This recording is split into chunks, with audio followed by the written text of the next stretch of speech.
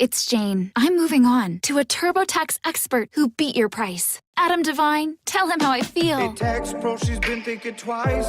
Best believe TurboTax will beat your price.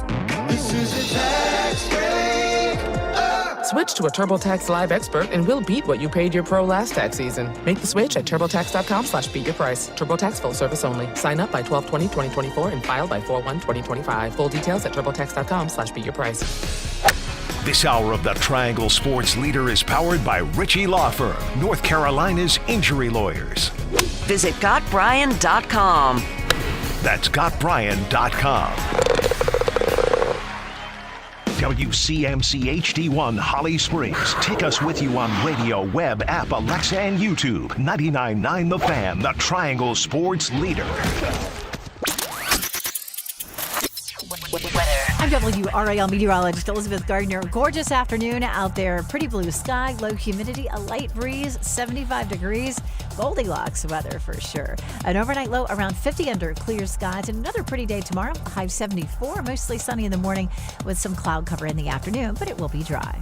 Weather update brought to you by Newcomb and Company, where your comfort is their business. Visit newcombandcompany.com. 3 o'clock check of your money. Dow Jones is up 131 points to 42,085. Market update brought to you by Zero Res. Celebrate the spooky season with Zero Res. Get 3 rooms of carpet cleaned with Zero Res starting at just $119. And get a free dryer cleaning with the purchase of an air duct cleaning. Book online at ZeroResRaleigh.com. Again, ZeroResRaleigh.com. This is a handoff. Kleiber contacted, leans in, touchdown, Demon Deacons. Flushed out of the pocket to the right side. Criswell tripped up as he is chased down and brought down, which will end the ball game. From the shotgun, King, quick throw to the right. Steps inside Singleton at the 5. He's into the end zone. Touchdown. Following Kramer over the right side. Touchdown and extracurriculars in the end zone. It's getting heated. And now, a fight is broken out in the end zone. The Drive with Tim Donnelly on 99.9 The Fan. The Drive with Tim Donnelly, 99.9 The Fan. I'm Tim Donnelly, Dennis Cox producing the show. We are, what's the, I don't even know, the stages of like getting over things. There's anger, there's sadness, there's denial somewhere in there. I don't know what the order is, but I can tell you we're at the portion where we're trying to move on. Monday was all about fury and this team lost and that team lost and this team was bad and that team was bad and everyone in the state of North Carolina had a football gripe, it seemed. Now it's about moving forward. Now, my team stinks. And it doesn't matter which team is yours. So today, right, I was actually preparing for a conversation we're going to have later, and I went online and I just brought up the ACC football standings. And I was surprised by how far I had to scroll down. There are now 17 teams in the ACC. This is the first year with 17 teams in the ACC football conference, and numbers 16 and 17 are UNC and NC State. Bruh. I mean, which there if you wanted to get clever, you could, and you could say things like they're the lowest ranked teams this far into a season in ACC history. Again, it's clever. It's like, LSU's playing Clemson and you pick the Tigers. Like it's a little bit of a turn of logic.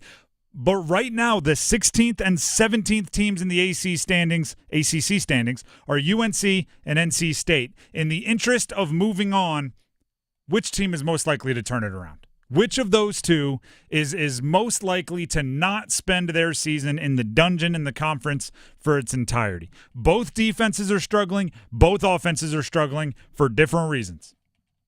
Which team is most likely to turn it around? I think it's UNC. UNC, they at least have one element that they can be ridiculously confident in. Their offense has one element that is working, and that is a good place to start. Omarion Hampton is averaging 127 yards per game. That right there is something that even good teams don't have to lean on. The only time he didn't reach 100-plus yards in a game was the Charlotte game. He didn't play in the second half, and he finished just a handful of yards short. He didn't even play like the last 5 minutes of the second quarter. And I was there. Every game I wanted to watch him play more. It was a big bummer from that point on. Every other game he's reached at least 100. In all 3 losses, he reached 100-plus yards, and in the 3 losses combined, averaged just under 5 yards per carry. The guy is good, and you can start there. When they go back to the drawing board, right, I'm imagining like an old-school chalkboard, they don't have to erase everything. They erase everything and then go around the running game and then erase everything else. That is more than can be said for a lot of these teams that find themselves at or near the bottom of their conference. Mack Brown will admit, as you're going to hear here in a second, their head coach, that they are still trying to find themselves offensively. I would argue you got a really, really, really nice building block of an identity. Here's Mack Brown. You've got a completely new offensive line, and you've got a quarterback that's as inexperienced as Jacoby. You're really trying to figure out who you are. And then by 6 games, he didn't even play in the first one. He played a little bit in the second one, so he's 4 games into this. And we are getting better. We had a 19-play drive, but we're not having the big plays, and that's because we overthrow a touchdown. We drop a touchdown pass, and right now we don't have the margin of error to do that. We've got to make those plays. So our biggest takeaway from the weekend was make 5 of those 10 plays that are out there, and we win the game. Here's the deal. By the way, I just want to bring up that 19-play drive that he referenced. They did have a 19-play drive. It did take 9 minutes. It did start in the first quarter, and it did end on a turnover on downs. But these are the players that ended with the ball in their hands on that 19-play drive. First play, incomplete.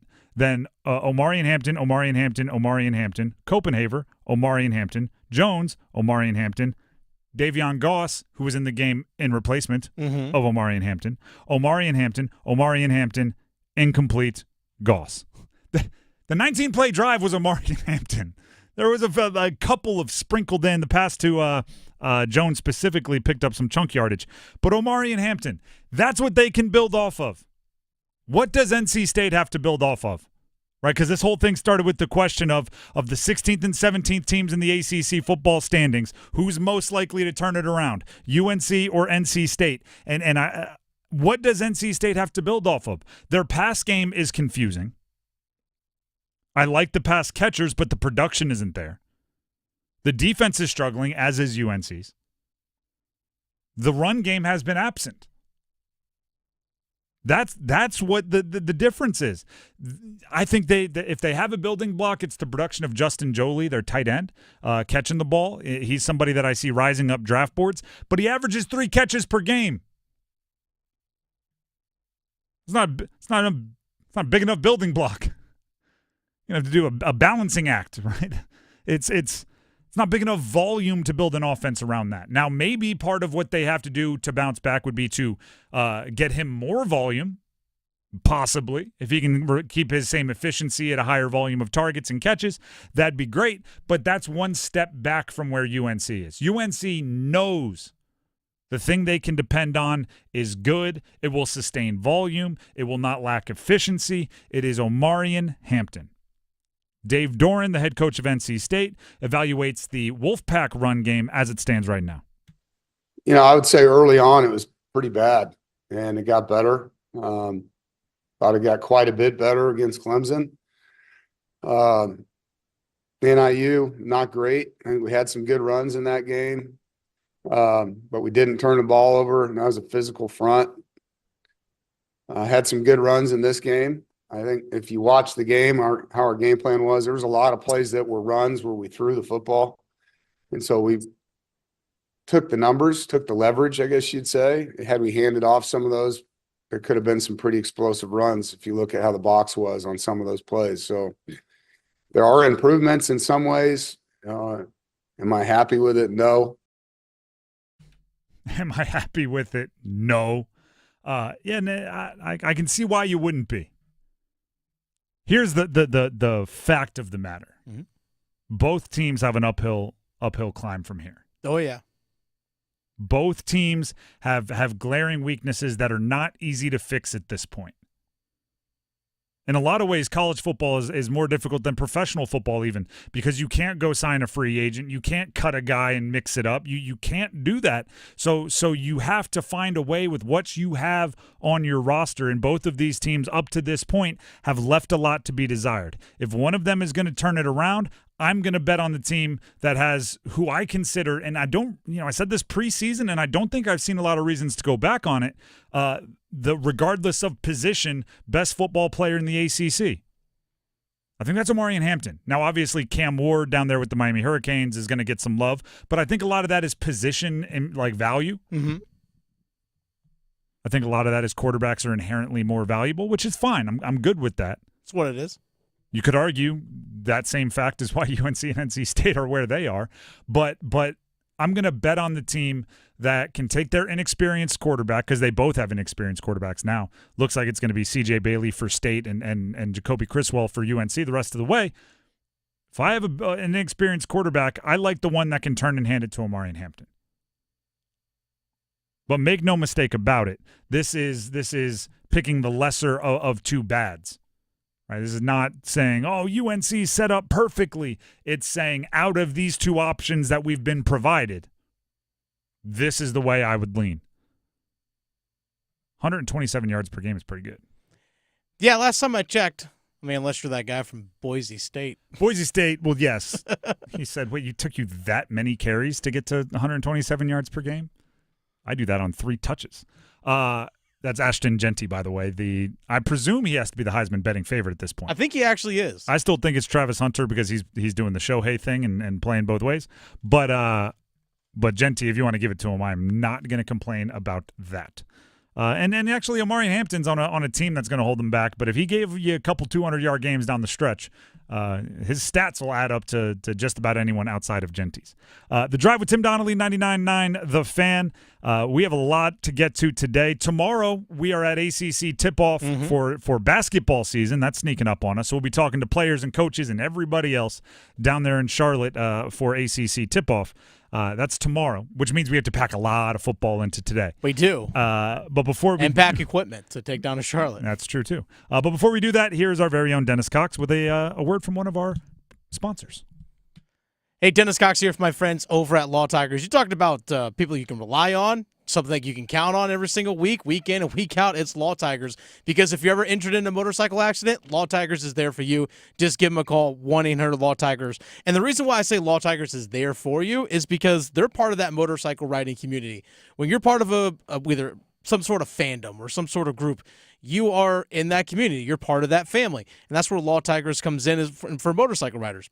They're riders too. They know what your bike is worth. They know what your gear is worth. They know what you're going through after an accident. Your case evaluation with them is always free, and they do not get paid until your case settles. So it's always comfort knowing anytime you get on the bike, if something unfortunately does happen, you have people there that have your back. And that's, again, where Law Tigers comes in.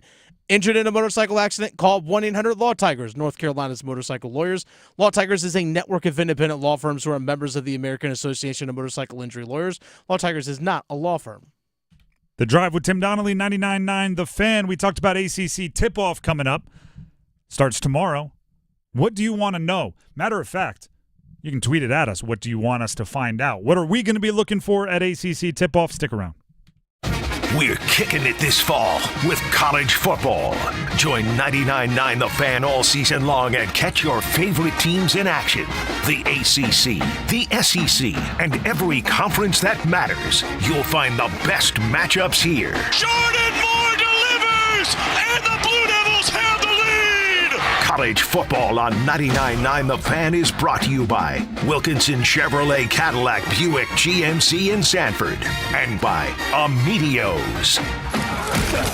Breaking news coming in from Bet365, where every nail-biting overtime win, breakaway, pick six, three-point shot, underdog win, buzzer beater, shootout, walk-off, and absolutely every play in between is amazing. From football to basketball and hockey to baseball, whatever the moment, it's never ordinary at Bet365.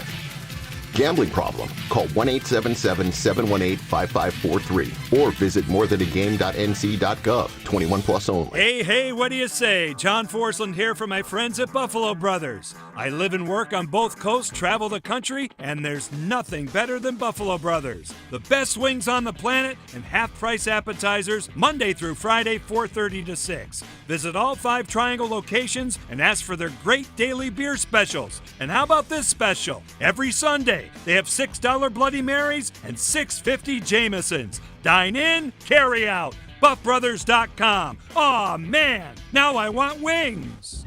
Meet Cheryl. Hey. She's on vacation and lost in the moment. Unfortunately, so is her Chase debit card. It's gotta be somewhere. Maybe she lost it at salsa night. These skirts should have pockets. Or maybe she lost it at Pilates. 3 and 2 and... But she's not worried. With the Chase mobile app, she can lock her card till it turns up. Tools that help protect. One bank that puts you in control. Visit chase.com/checking. Chase, make more of what's yours. Chase mobile app is available for select mobile devices. Message and data rates may apply. JP Morgan Chase Bank, N.A. member FDIC. All right, gentlemen, this is Emmett Smith on behalf of Depend, and I've got the perfect play. Run straight to your doctor's office for a life-changing catch. Because when prostate cancer is caught early, it's up to 99% treatable, and one blood test might be all it takes. And now through November, Depend is donating to the Prostate Cancer Foundation for select purchases. Talk about a great play. From September 1st to November 30th, Depend is donating 40 cents to the Prostate Cancer Foundation for Depend Shield Guards Real Fit products purchased in the U.S. up to a maximum of $300,000 void in Mississippi. Adam Gold in studio with my man Patrick Day from the Aluminum Company of North Carolina. All right, everything for the exterior of your home. Do you have a favorite? I have a favorite, yeah. I want to hear it. So windows, doors are my favorite products. The reason why is because we are the best at installing them. You know, there's 1,000 different types of windows on the market, doors on the market, different people installing them, different companies. I don't care how good a window you get. If it's not installed properly, it's not going to do you a bit of good. I always tell people, if you buy a submarine window, the best one in the world, and you have me put it on a submarine, you don't want to get in that submarine. I don't want to get in the submarine either way. I hear you. So anyway, so that's the thing I say. So it's really important that you have things installed properly. We've been around since 1961. We've got a 4.9 out of 5-star Google review ratings, over 800 reviews. Give us a call. We'll come out and give you a free no-obligation estimate. It's the Aluminum Company of North Carolina. You can find them online at aluminumcompany.com.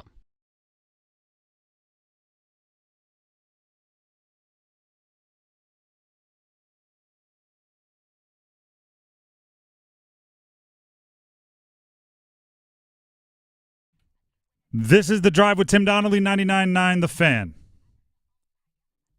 I said before the break that we want to hear from you about what you want to learn at ACC tip-off. The basketball season kind of officially in the ACC tips off tomorrow and Thursday. We're talking men's basketball in Charlotte. We'll be there to talk with the coaches, the players across the league. But if there's something specific you want us to find out, no promises. We might be able to help you out.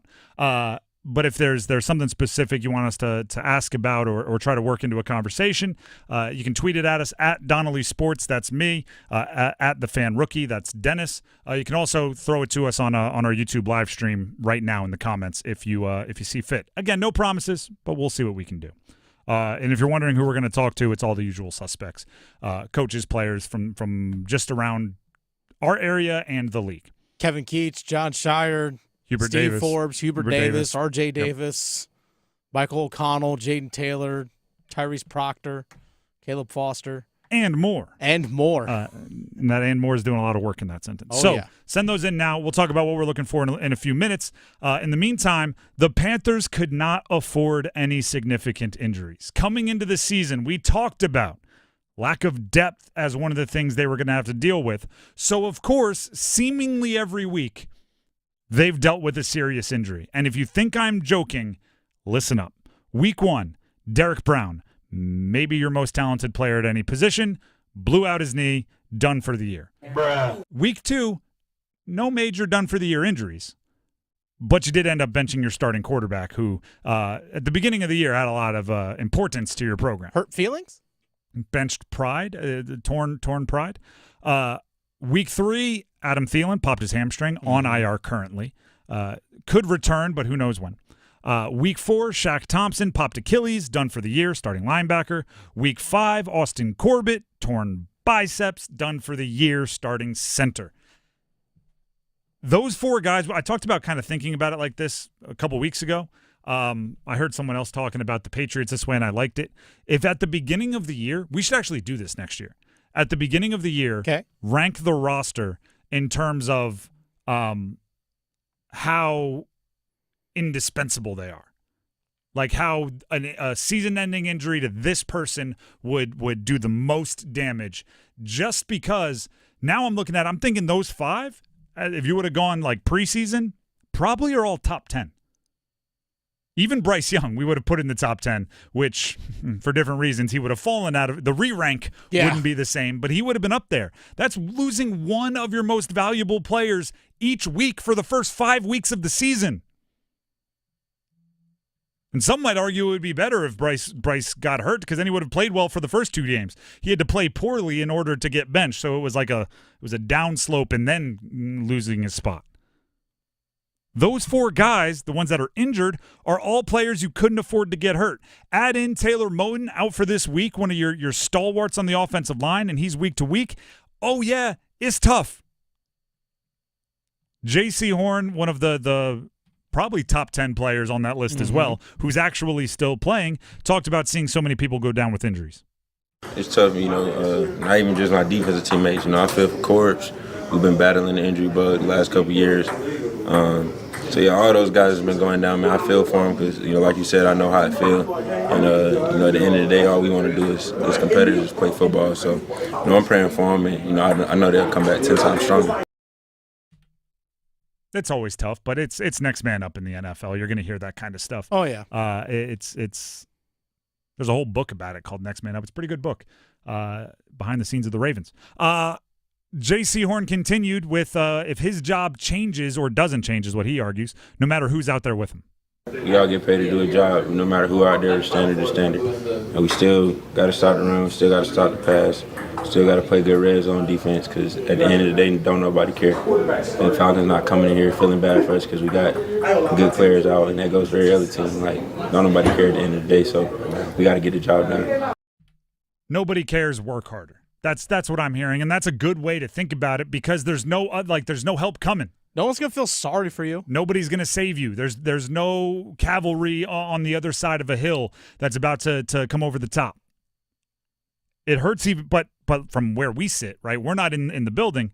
We can acknowledge that it hurts more with a shallow roster. Who on the Panthers, right? There's the most obvious example would be like a quarterback like Patrick Mahomes, right? They've had a bunch of injuries in Kansas City, right? Hollywood Brown goes down, he's out for the year. Rashee Rice goes down, he's out for the year. Pacheco goes down, he's out for 7 or 8 weeks. These are all expected starters, skill positions. They get hurt, but you have Patrick Mahomes to cover up the holes. Who do you use to cover up the holes with the Panthers? If your wide receivers get hurt, who steps up in the running game? If your offensive line gets hurt, do you trust Andy Dalton / whoever's playing quarterback to be able to get rid of the ball faster and still be effective? If your offensive line gets banged up, do you trust Chuba Hubbard to make the most out of not being provided holes and space and creases to go run through? If Derek Brown gets hurt, who do you trust in the linebacking core, other than Shaq Thompson, who's also hurt, to shed blocks that wouldn't even get to them if Derek Brown was playing? You need to have guys that can cover up holes, can play their entire job and do 50% of someone else's to help the guy who's being hurt or replacing the person being hurt. And then to continue on to that, we knew this was going to be a problem. We knew it. I don't say this to be overly mean. I say this to just lay the land of the situation. The Panthers were always going to be like the FCS team. I played FCS football, right? I know what that means. At the beginning of the season, if you play in the first 3 weeks, I like a lot of FCS teams to pull off upsets. The reason being, they just don't have the depth. There's a handful of guys that are good at FCS programs. The problem is when a starter gets hurt, that backup, It gets real thin real fast. It gets real thin. You have at the time, I don't even know if it's still true. We had less scholarships. Obviously, there's just it's harder to find diamonds in the rough. So at the end of the year, if you could play an FCS team, I'm like, there's no shot. But the beginning of the year, it's all right. I looked at the Panthers the same way. They had so many holes in the roster going into the offseason that they couldn't fill too deep at every position they needed to improve. They could barely fill just the starter with someone they felt was an improvement over last year because you run out of salary cap, you run out of draft picks, you run out of things you can trade away. So when a contender is like a Chicago deep dish pizza, right? You have depth at every bite. The Panthers came into the season thin crust. They came into the one false bite and the whole thing's going to crumble. They've now suffered 5 minimum, in addition to others. The Josie Jewell missed some time, Damian Lewis missed some time, Taylor Moton missed some time, Shy Tuttle missed some time, Xavier Legette, Jadeveon Clowney are day-to-day this week. Who knows if they're going to miss any time? It is a taller task for a team like the Panthers to overcome it, but to lean on J.C. Horn, nobody cares. It's the NFL. It's a results-based league. There are things you can do. Run more misdirection. There are things you can do. Shorten the game. Let the play clock bleed out. Run the ball more. There are things you can do to maybe equalize. Hope for rain. Fingers crossed you get rain. Rain's a great equalizer. Yeah. There's things you can do, but there's also just an acknowledgement that sometimes the problems you're facing now, the seeds for those problems were planted months ago, years ago. And what you don't realize is the reason it's really hard to replace Shaq Thompson and Austin Corbett now is because you didn't draft well 3 years ago. So you don't have guys on cheap contracts that let you spend money on depth. The only guy that's currently on their roster from their 2022 draft, Ike Ekwonu. That's it. That right there explains it. Amari Barno's on injured reserve because he's nicked up, and that's it. I think Cave Mays on the practice squad. I don't think so. But that's it. You have one from your 2022 draft class. Those should, right? Those 2022 draft classes, the draft class members should be the ones that are starting now, a couple of them, handful of them, starting now, which allows you to spend more money elsewhere because they're still on their rookie contract. Maybe that gave you the opportunity to bring in, a depth pass rusher to replace DJ Wanham while he's hurt. But instead, no. Instead, you're still paying for the sins of the drafts from 3, 4, 5 years ago. Oh, yeah, you're paying a lot. Because you think the second-round pick from that 2022 class was sent to the Jets to get Sam Darnold. And we've done that math before on how much has been spent on quarterbacks. It's not just the Bryce Young trade, everybody. Oh, there's more. Oh, Matt Corral is part of that 2022 draft. What's he doing? I did see something. Was it a USFL or a Canadian contract? I know PJ Walker signed with the Calgary. Was it Calgary Stampeders? There's too many former Panthers quarterbacks to keep track. I do know that every couple days one's on national television lighting it up. Baker Mayfield, Sam Darnold, etc. But the others, they're running around. Who knows where they are? The Drive with Tim Donnelly, 99.9 The Fan. When we come back, we are going to get to what we want to learn from ACC tip-off tomorrow. But first, Bailey's Fine Jewelry. This weekend, this week is just loaded with awesome stuff. This weekend, Bailey's Fine Jewelry, which, by the way, Tim Donnelly here for Bailey's Fine Jewelry, has a pre-owned Rolex show that will feature all of the coolest, the best Rolexes. We're talking Rolexes. When it comes to wristwear, when it comes to timepieces, certain brands need no introduction. Rolex, certain models of Rolex need no introduction. Daytonas, Submariners, some of the most iconic collector's pieces out there will be featured at an extraordinary Rolex event October 11th and 12th. That's in just a couple days now, Friday, Saturday, at Bailey's Fine Jewelry, their Village District location in Raleigh. Stop out. Whether you're looking for your first luxury watch, a more affordable watch, or whether you're looking for your grail, right, the piece you've been chasing for years, this is a good place to either start that search, complete that search, or maybe find something you weren't even expecting. Bailey's Fine Jewelry, it's a pre-owned Rolex show this October 11th and 12th. Be sure to mark your calendar and then stop on out maybe a few times at Bailey's Fine Jewelry in their Village District location in Raleigh. You can always learn more at baileybox.com. That's BAILEY box.com.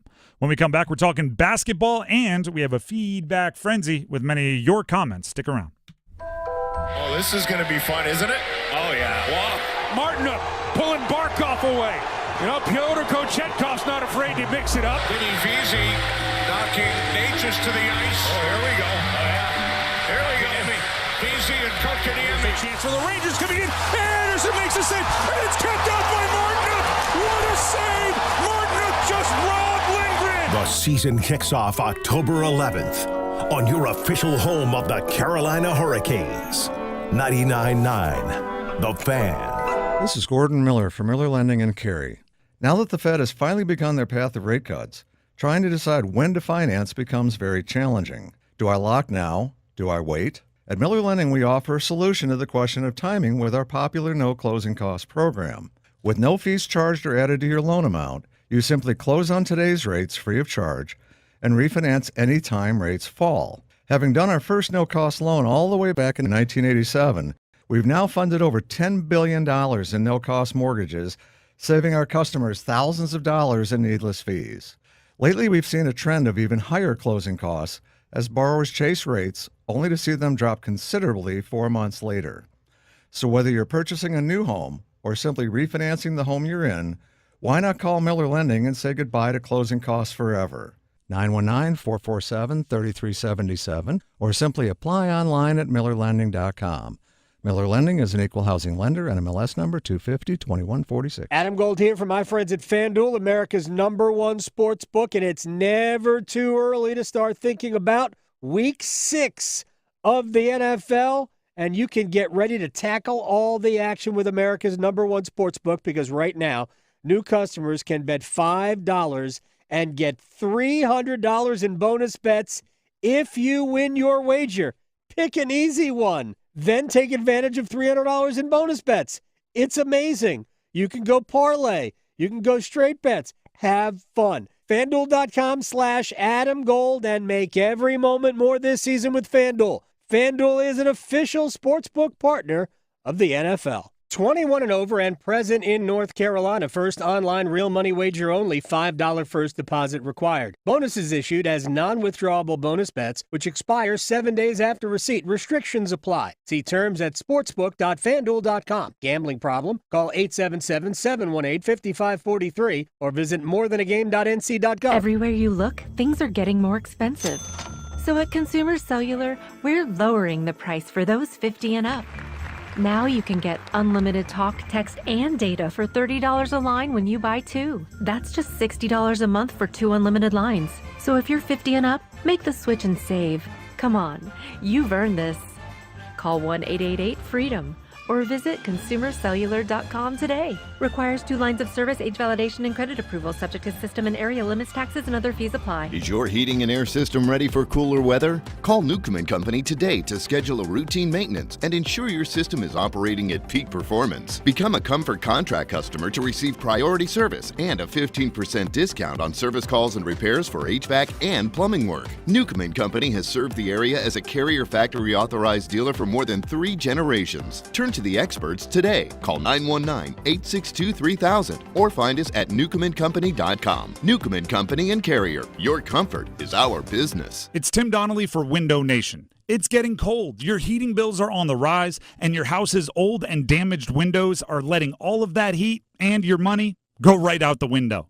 Good thing there's Window Nation. Right now, buy 2 windows, get 2 free. Plus, pay nothing for 24 months. You'll love your windows like Albert, who says great value, great product, and great customer service. Hurry, sale ends October 31st, so schedule a fast in-home estimate right now at 866-90-NATION or at windownation.com.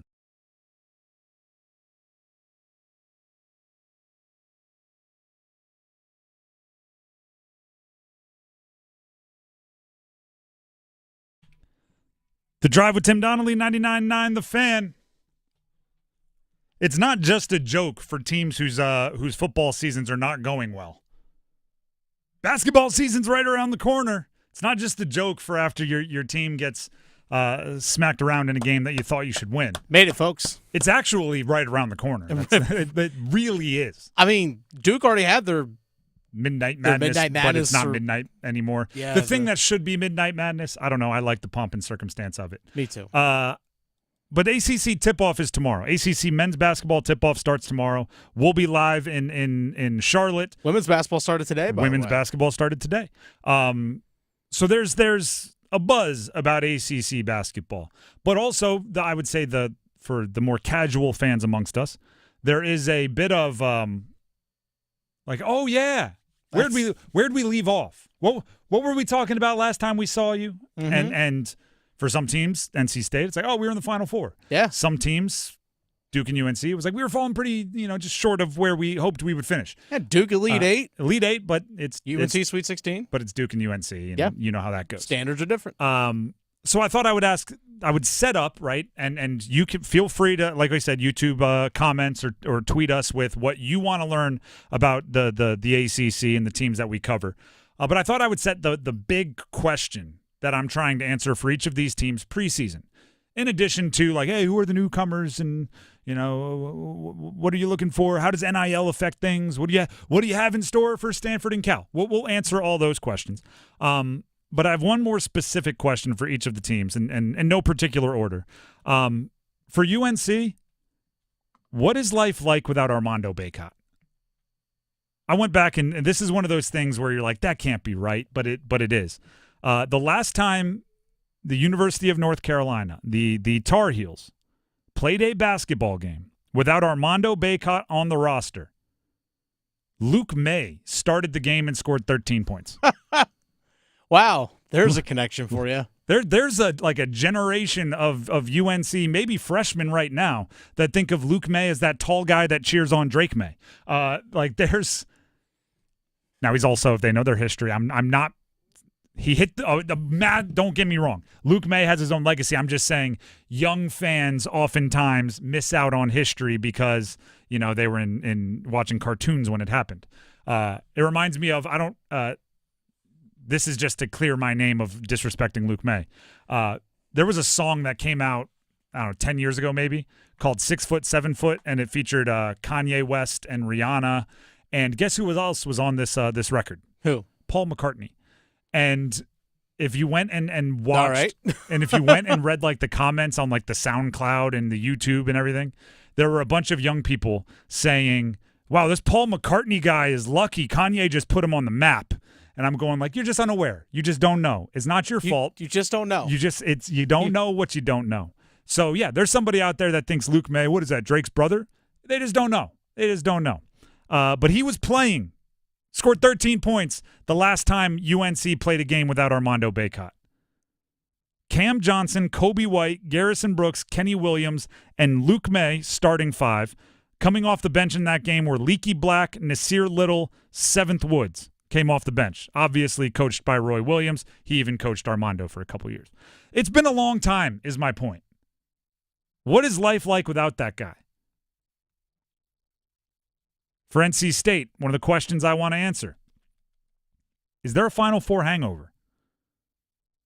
A lot of teams, and unless you have, I don't know, Tom Brady, it's almost impossible to lose a Super Bowl and then make it back to the Super Bowl the next year. It just doesn't happen pretty much ever.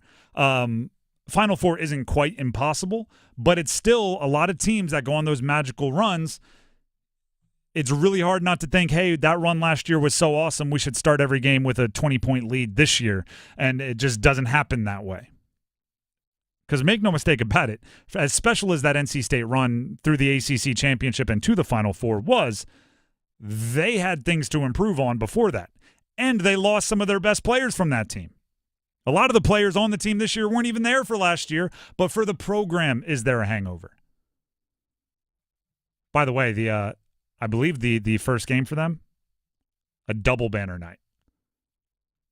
The two banners is pretty cool. ACC championship and Final Four. The double banners is, how do you not get caught up in that a little bit when you're trying to be like, but last year means nothing. This year is what we're building off of. Oh, by the way, let's take a pause to watch us put up our double banners. Yeah. That's you can see why a hangover might be possible. Sure. Duke Can you put a team together and compete for a national championship? They'll be near the top of most preseason rankings in one offseason. There's a point in time this year where they had 2 scholarship players. They had, 10 leave the program after last year, either through exhausting eligibility, transfer, going pro, first-round pick, second-round pick. All of these guys, they're now playing at Stanford. They're now playing, Missouri. They're all over the place. I went to who I think are going to be the scholarship main contributors for Duke this year. They have the 2 returning players. I think there's going to be 3 transfers, 4 freshmen at least. That's new. That's very new. And one of those returners, Caleb Foster, is just a sophomore. And was in and out of the lineup last year with an injury. Yeah. Can you put together a team in no time for that? And John Shire, by the way, also, still hunting for some, first Final Four and those things. He's got maybe a little bit of pressure on him. Did sign an extension before last season. Wake Forest, this is it's going to sound open-ended and generic and vague, but then I'm going to hone it in a little bit. What's going to be different this year? If you listened to us last year during basketball season, you know how I felt about Wake Forest because I couldn't help but say it every time I watched. They were Dr. Jekyll and Mr. Hyde. I would watch Wake Forest and I would go, wow, this team is could they win the ACC? Could they be the Cinderella? I'm going to love them matched up against some team from another conference in the ACC, in the NCAA tournament. And then I'd watch them 2 days later and I'd go, this team's not going to win a game in the NIT. Then I'd watch them 3 games later and go, oh my gosh, this is the most complete team of the season. Then I'd watch them 2 days later and I'd go, they stink. And Hunter Salas, who's returning, an NBA potential prospect. Efton Reed, who's one of the more talented big guys. Cameron Hildreth, a nice guard. Parker Friedrichsen, the shooter. These guys are all coming back from that team. They were a big part of that lack of consistency. What this year makes you more consistent, or are we in for the same thing? Because I'll tell you right now, I'll raise my hand. I'm going to be the wait-and-see guy with Wake. Wake's going to play a great game in their non-conference schedule, and people are going to get excited. I'm going to go, I want to see them do it 3 times in a row. Even if they don't win every game, I want to see them look as good as they just looked in that big win 3 times in a row against good teams, because eventually you're going to have to get to a point where you can catch fire and win 3, 4, 5, 6, 7 games in a row if you really want to attack the big and lofty goals that an ACC program should be attacking.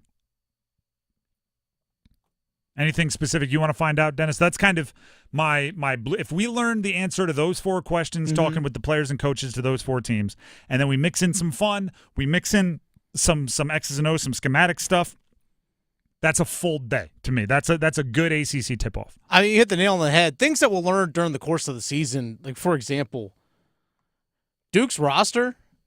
I know some people that went to their media day that they had last week. These guys are huge. I mean, Caleb Foster is your smallest guy at 6'4", and Tyrese Proctor's 6'5", Cooper Flagg's 6'8", 6'9", and just the way that team is built physically, they're built like an NBA roster. And then I look at North Carolina, for example. RJ Davis is 6 foot, 6'1", I think is what he is. Elliot Cadeau's right around the same height. Seth Trumble's probably about 6'3". So it's just, I'm wondering when as the season progresses, when we get these individual matchups, how are things going to look? That's something that's going to play out over time, over the course of the season. But it's just intriguing matchups. I know UNC, Hubert Davis said it last week. I know we'll talk about it in this coming couple days. They're going to get up and down the floor and run even faster than what they did last year. And they were their most effective last year when they were running. By the way, I appreciate what you did there, because you know how basketball players are. Caleb Foster's listed at 6'5", and Tyrese Proctor's listed at 6'6". That's Swiss shoes on. I appreciate what you're doing there, because we know how basketball players are. But who knows? Maybe they grew. That's another part. Grew the hair out a little bit. That's another part about ACC tip-off is I know my height exactly. I am 6'3" and 7/8. That's like combine status. Toes up, breathe out, push down on your head. I'm 6'3" and 7/8. I stand up to shake hands when players come to interview us, and I get a feel for it. So maybe I'll report back on whether I believe 6'5" for Caleb Foster or 6'6" for Tyrese Proctor, because that's what they're listed at. I'm a solid 5'10", so I can guarantee you they're all taller than me. There is, I believe, a walk-on, Spencer Hubbard, on too, because I just brought up their official roster. He's 5'8", so. Well, we won't see him this week. I'm just saying, you wouldn't be the shortest in the team picture. The Drive with Tim Donnelly, 99.9 The Fan. I mentioned our YouTube comments is somewhere you can let us know what you want us to find out for you at ACC Basketball Tip-Off. The YouTube comments are also where we go, in many cases, to get our feedback frenzy, comments, questions, and debates. Basically what we do is we look around for your comments, is one of the ways you can contribute to the show, to conversations we've had over the last week. We bring the best comments on air, and we react to them, agree or disagree, fight back, or relinquish maybe a W for you. All right, you got us there. Dennis, what do you have for us? All right, Jason online yesterday in our conversation about NC State said the linebackers took a big hit and a step backwards this season as well. It shows badly. Talking about NC State's defense specifically. I hate to do this because we just got started, and that was the first one. Mm-hmm. Can you go ahead and fire up the old breaking news sounder? sounder? Yeah, I think I know exactly what you're going with here. A quarterback change in New England. The Patriots are now planning to turn rookie first-round pick Drake Maye loose. He is going to start Sunday's game at the Houston Texans, or against the Houston Texans, per source. This is according to Adam Schefter of ESPN. Seeing Ian Rappaport report the same thing. All right, there you go. So it's all of the insiders got the same text, and it was who could send out the tweet the fastest. Basically. Maye will now join Caleb Williams, Jaden Daniels, and Bo Nix as the fourth rookie quarterback to start this season, and I believe that will leave Michael Penix Jr. as the only rookie not to start. This one, here's why I believe he should play. So I actually like this is happening. All right. Because I think if struggling your rookie year ruins you mentally, you probably didn't have the mental fortitude to make it as a quarterback in the NFL. For those of you that argue, Brady sat, Mahomes sat, Rodgers sat, I think you're selling those guys short, acting as if they wouldn't reach the heights they did if they played right away. Mm-hmm. Like there's a good chance, Mahomes, we would have just had another awesome season of Mahomes, and the records he's breaking in first 8 years of a career would just be broken further. He would have broken them all last year. So I believe you play Drake Maye. However, I also am a big fan of consistency in message. Right? If you are a coach and you have something you believe in, you have to stick to your guns. Gerard Mayo was not playing Drake Maye. Right? No arguments there. He played one series at the end of a blowout. He was not playing Drake Maye. And part of the reason, the assumed reason, was because the offensive line is no good and they wanted to protect him. If that's the case, Houston ain't the team to break him out against, right? If that's the case, Houston ain't the one to jump out there. Why do I say that? Well, I say that for this reason. If you were to sort defense, this is going to take a while. There you go. They give up a bunch of yards, but they also get after the quarterback a bit. They are 6th in the NFL in sack percentage. They have who was the third overall draft pick last year with C.J. Stroud? Will Anderson from Alabama. They've got some dudes there that'll get after the quarterback, and the Patriots' offensive line is suffering an injury by the day, it seems. Yeah, they kind of stink. Why in the world, if you were not playing him the first 5 weeks to protect him, would you roll him out now? Unless you're Gerard Mayo and you're starting to feel people complain about you and you're like, hey, we beat Cincinnati to start the year, but now we're 0-4, and people are starting to say, oh, maybe you're not the guy, and you're feeling that, and you want to put out somebody who is a little bit more mobile, a little bit younger, a little bit bigger, taller, stronger than Jacoby Brissett to allow everyone to build just a little bit of excitement. Because let's be real, Drake Maye goes out there, throws 2 touchdowns, no interceptions, doesn't have to do anything crazy. Suddenly, New England fans are excited again. You could lose the game. You could be 1-5, but hey, we got our guy. It's confusing to me. I'll put it that way. And oh, by the way, Houston, like I said, they get after the quarterback. Both the Jets and Tennessee, who they play in their next 4 games, are amongst I believe, the top 5 teams in the NFL in defense. So Jets are second in the NFL in sack percentage, and I think they actually are number 1 in terms of yards per play allowed. So you're rolling them out into a gauntlet a little bit. They also here. just fired their head coach, so who knows? True. You think Robert Salah was the reason why? Maybe. I'm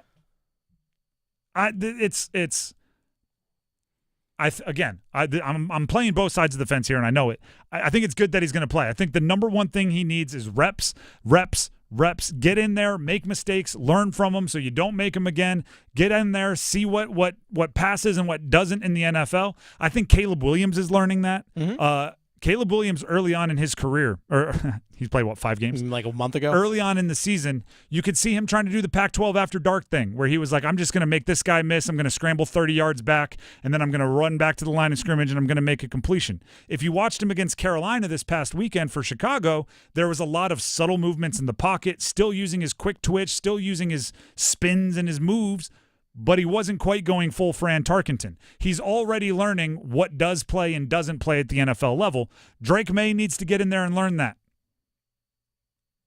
And if he's going to struggle and that's going to ruin his confidence, and I know this all comes up with Bryce Young, I tend to go, well, if playing poorly your rookie year with a bad team around you, your brain can't connect that and let yourself off the hook a little and say, I should still be confident, I'm not sure you were going to make it in the NFL. Because the NFL starting quarterbacks, I don't care how good you are, the ebbs and flows of your career will test you. Aaron Rodgers has 4 MVPs. He's in a washing machine right now, getting tumbled around in the media. And what's the problem? And is the quarterback no good? Heck, we'll even go closer to home. Andy Dalton at one point in time was a 2nd-round pick that went to the playoffs 5 consecutive years. You think his career hasn't tested him? You're darn right it has. But somehow he came out on the other side and played pretty darn good for 2 weeks for the Panthers. If you're going to make it as a quarterback, you're going to have to deal with struggles, and you're going to have to bounce back, and you're going to have to be resilient, and you're going to have to be confident in you. It's one of the things I love about Baker. And seeing him now working in Tampa is, gosh, he looked bad at times. But you know who never really let himself believe that he was bad? Baker. There's something there in a quarterback's brain. So I say play him. The thing I don't like is you didn't play him already for 5 weeks. What has changed between then and now to play him? Are you sitting there going, oh, well, they lost 4 games, so now we believe we're not a playoff contender? If you thought the Patriots were a playoff contender at the beginning of the year, what are we doing here? Then we need to step back and look at how you evaluate football. There are big enough problems. By the way, to tie this conversation back into our feedback frenzy, Brody on our YouTube live chat says they're going to ruin him like we, the Carolina Panthers, did Bryce. No good O-line, no good receivers, just like Carolina. Yeah, but go back and look at what the Bengals were before Burrow. Go back and look terrible O-line. Go back and look at what the Texans were before Stroud. Go back, if you got it as a quarterback, I'm not saying you're going to be like a Pro Bowler, but I'm saying we'll watch it and go, oh, that's a good quarterback behind a bad offensive line. We watched Joe Burrow run around so much and end up actually tearing his knee up, and still you're like, ooh, I can't wait to see what they do when they put an offensive line around him. At any point in time, did you see that for Bryce? We said that for Bryce because it's, you can't really judge him because he doesn't have this or he doesn't have that. But was there ever something you saw for more than a fleeting moment that said, oh, I can't wait to see that with XYZ? I mean, let me just make sure I have my stats right before I make this next point, because I don't want to lead you astray. So let me bring it up here quickly. Perfect. Does anybody remember what the Buffalo Bills were before Josh Allen showed up? Terrible. They were terrible. And his first year, he completed 52% of his passes, threw more interceptions than touchdowns, had a big struggle sesh. Oh, yeah, he was rough. But there's a bunch of you going, huh, really? That's because if you watch the game 4 or 5 times a game, you saw something that said, whoa, they got something there. Next year, touchdown to interception ratio about 2-1. Next year, 37-10.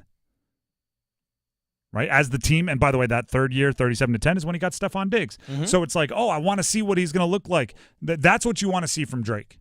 Now that Drake's in there, you don't want, you want him to, don't get me wrong. You don't need him to go out there and look like a MVP candidate. You want him to go out there and look like a good quarterback on a bad team. You want him to go out there and look like somebody who it's like, ooh, wait a second, get him a number 1 wide receiver in a line, and this might be something special. That's what you're looking for. But the timing of it does make me a little sketchy because it's like, well, what were you so convicted in at the beginning of the year that has changed now? And if it was, by the way, like I did some research here for you. This is from earlier today in my research. They have 13 games left. The Patriots do. In their next 6 games, the pressure percentage average ranking, so hey, if you get a pressure on the highest amount of dropbacks, you'd be number 1. The pressure percentage ranking of their opponents is 12.3 on average. The 7 games they finished their season with, 21.3. And if you want to go to their last 4 games after the bye, 27th, 26th, 29th, 26th. So there is a cozy little spot to drop them into the lineup if you choose to. It's just not right now. The Drive with Tim Donnelly, 99.9 The Fan. We have football at 4 coming up next. A little bit of breaking news for you there. We're going to break some news to Dave Canales coming up next. Stick around.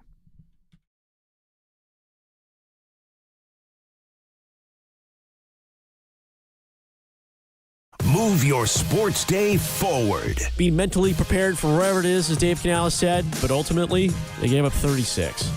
And at the end of that game, inside of 5 minutes, frustrations boiled over. That's reminding yourself that, crap, we're right back where we started again in weeks 1 and week 2. Maybe it wasn't all just about the quarterback. Maybe that wasn't the whole play at all. Get set up. Join Next Up with Paul Ihander. Mornings at 9 on 99.9 The Fan, the Triangle Sports Leader. Here's Megan with Parkway Sleep Centers. Are sleepless nights affecting your life? Parkway Sleep Health Centers can help. We've treated sleep disorders in the Triangle and beyond for over 20 years. We offer sleep studies, office visits, CPAP machines, supplies, and more. And our streamlined process allows us to see you sooner and usually saves hundreds of dollars. End sleep problems. Live your best life. Experience the Parkway Sleep difference. Visit parkwaysleep.com and start your journey to better sleep today. Parkway Sleep Health Centers. Sound sleep. Sound health. 99.9 The Fan and Coastal Credit Union are proud to announce the return of the Coastal Credit Union Scholar Athlete of the Month. For more than 20 years, we have honored over 200 student athletes that are making a difference on their team and in their community. If you are a teacher, parent, coach, or guardian, nominate your Scholar Athlete today. We will select one winner a month to be featured on 99.9 The Fan and on WRAL News Plus. To nominate a winner, text AWARD to 919-860-5326. That's AWARD to 919-860-5326. Congrats to last year's winners. Emma Penkunis of Holly Springs High School, Connor O'Toole of Athens Drive, Kenzie Smith of Fuquay Varina, Patience Ifadon of South Garner High, Carrie Ellen Bryan of Southern Lee, Carson Parker, Apex Friendship, Jason Howard of Wakefield High School, and Eric Stoll of Green Level. We also want to thank all of our other local schools who nominated a student: Apex Friendship, Jordan Matthews, Northwood, Green Hope High, Willow Springs, Jacksonville High, South Granville, Cleveland High, Riverside, and South Johnston. This is Creighton Blackwell with Coastal Credit Union, and I would like to offer my sincerest thanks to every school that nominated a student for this year's award. This award is more than a celebration of exceptional athletes. It's also a celebration of the schools and the communities that helped them grow into the incredible leaders that we like to celebrate. Congratulations to all of our Coastal Credit Union Scholar Athletes of the Month. If you want to nominate a high school athlete, text AWARD to 919-860-5326. Who's ready for some football? football. Celebrate the season with award-winning wings and ice-cold pints at Carolina Ale House. With wall-to-wall TVs, Carolina Ale House is the go-to spot for every game. From Honey Buffalo to Five Alarm to Carolina Barbecue, we've got wing sauces for all flavors. If you're feeling hungry, don't forget about our brisket French dip or Philly cheesesteak. Grab a front row seat, sip on your favorite beer, and watch your squad with us. Carolina Ale House. Ale yeah. This hour of the Triangle Sports Leader is powered by Ritchie Law Firm, Raleigh's injury lawyers. Bounces his way into the end zone. Touchdown! Visit GotBrian.com. That's GotBrian.com. WCMC HD1 Holly Springs. Take us with you on radio, web, app, Alexa, and YouTube. 99.9 The Fan, the Triangle Sports Leader. I'm WRAL meteorologist Elizabeth Gardner. Nice to have this absolutely fabulous fall-feeling air mass in place. Mostly sunny, low humidity, 75 the high this afternoon. Down to 50 tonight under clear skies, and another pretty day tomorrow. We'll start mostly sunny with highs in the mid-70s and some increasing clouds late in the day, but we stay dry. Weather update brought to you by Newcomb and Company, where your comfort is their business. Visit newcombandcompany.com. 4 o'clock check of your money. Dow Jones is up 136 points to 42,090. Market update brought to you by the Good Feet Store. Ready to step into a healthy and active lifestyle? Come to the Good Feet Store and experience the difference. Discover how a simple step can lead to a life of pain-free possibilities.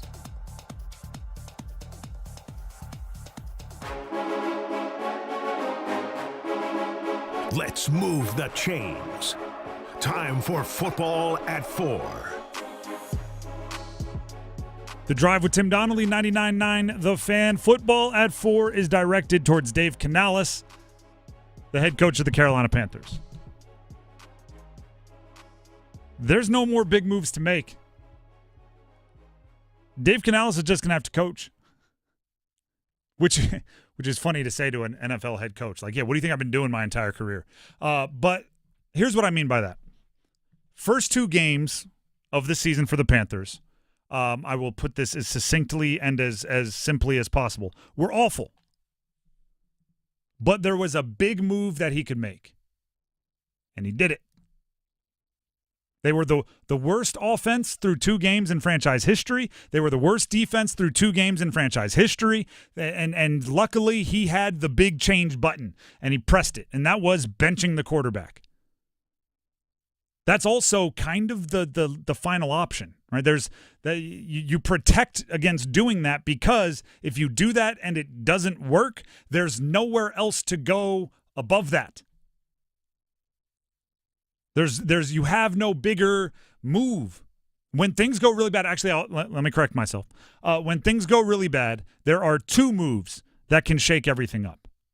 1, bench the quarterback. 2, fire the coach. Shout out to the Jets. The Panthers can't fire the coach. Not just because it's whatever it is, 5-6 weeks into the season, but because you fired the coach 1 year less than in last year. You can't do it every year. You'll stop getting anyone that wants to coach for you. So you can't take that off the table, at least for now. All you can do as a big shakeup was bench the quarterback, and you already did it.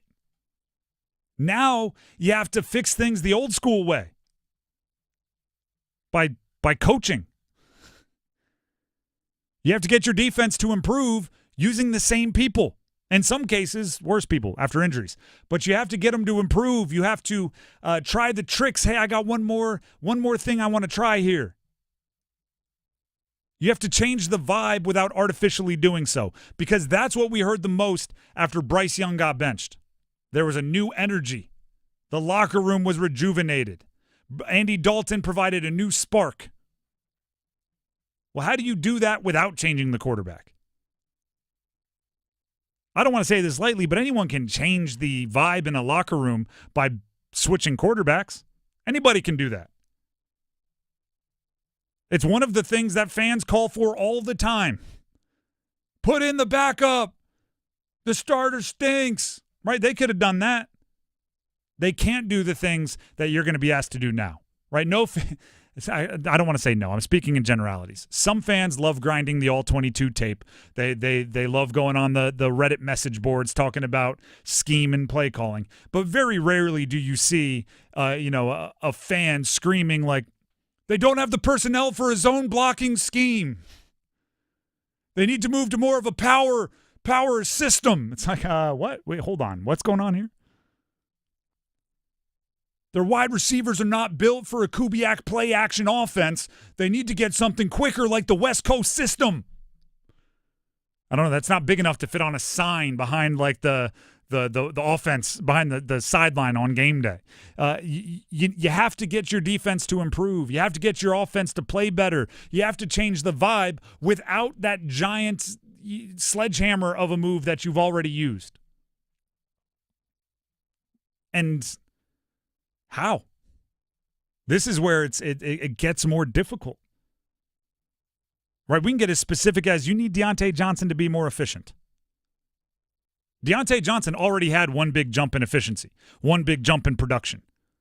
Right? From the first 2 weeks to the last 3 weeks, he's made a giant jump as far as his production. And the thing you did to make that happen was change the quarterback. He still needs to get to another level. He does, and we've talked about it all week. We've talked about it going back to last week. He needs to catch a higher percentage of his targets. He needs to make more plays downfield. The almosts, the plays that bounced off his fingertip, the probably should have caught it in the end zone, those need to be completes. How do you do that without making a big move like changing the quarterback or bench or firing the coach or changing your play caller? Part of coaching, and this is probably the more difficult part, is knowing when and where and how to make the small decisions, the small changes that make a big difference. Oh, yeah. I can attest to that. It's tempting when things are going bad to, try to hammer in a thumbtack with a sledgehammer. Right? Just, all right, here it comes, boom.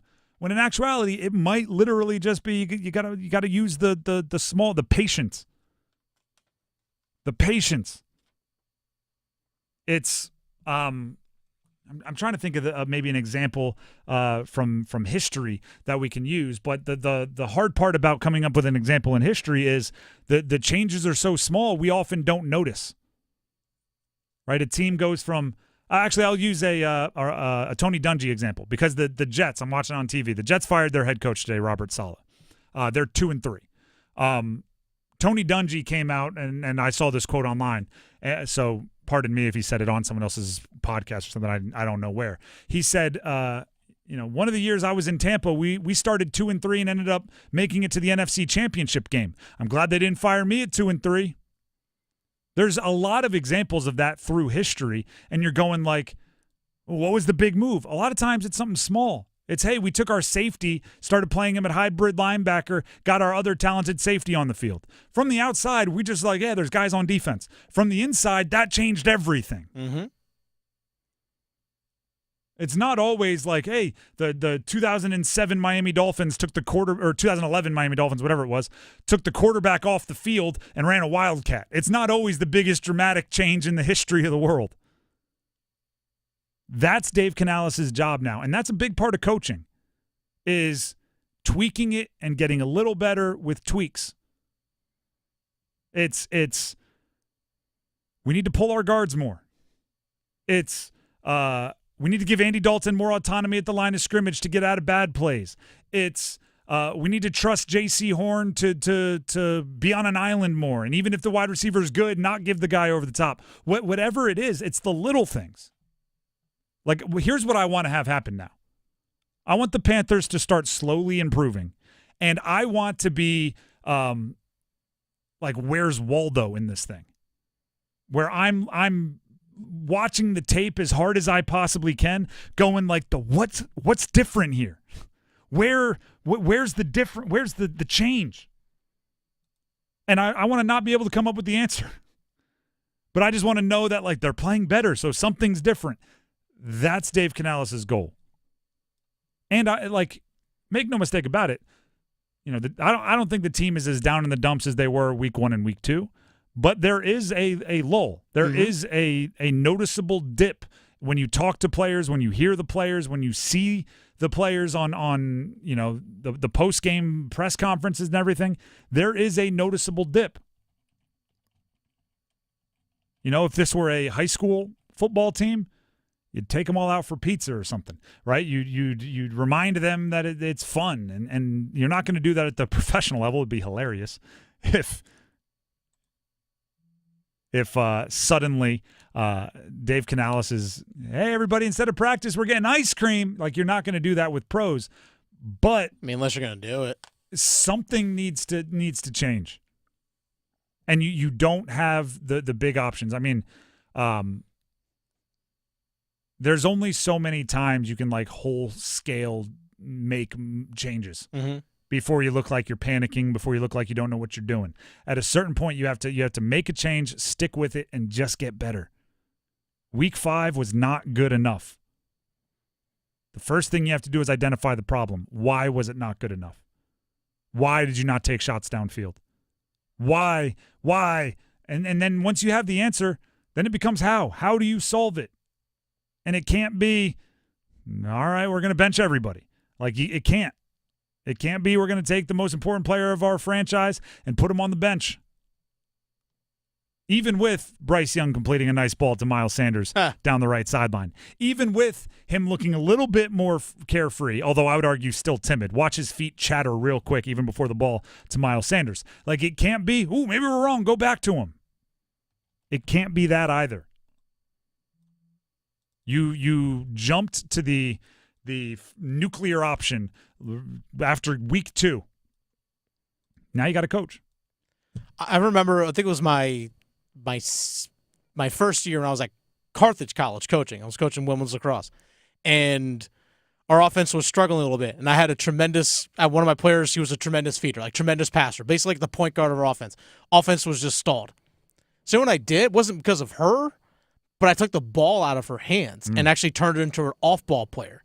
Before you know it, our goal scoring just ticking up and up and up and up. And actually, by making her like the secondary person when we initiated the offense, her assist numbers went up as a result of it. It was just actually, as opposed to starting the offense with her, someone else initiated, then the ball got into her stick, and then all of a sudden things started clicking a little more. It was just the same sets. I just literally switched her with one other person, and it completely changed everything. Sometimes it literally is as small as that. And I mean, the football equivalent of that would be, Deontay Johnson, more snaps in the slot. Exactly. Like, it's something as simple as that. Hey, we're going to put Miles Sanders and Chuba Hubbard on the field a decent amount. Just something small that can unlock whatever you had in weeks 3 and 4. It can't always be like we're gonna change out the quarterback. The Drive with Tim Donnelly, 99.9 The Fan. Before we move on, Tim Donnelly here for Capital Financial Advisory Group. Get your own, very own. I want to emphasize, and I do this often, I want to emphasize that at Capital Financial Advisory Group, when we say get your very own total and customized retirement plan, we mean your very own. We don't mean come in and grab a print, right? If you're talking art, get your very own print. No, we're talking about like get your own original.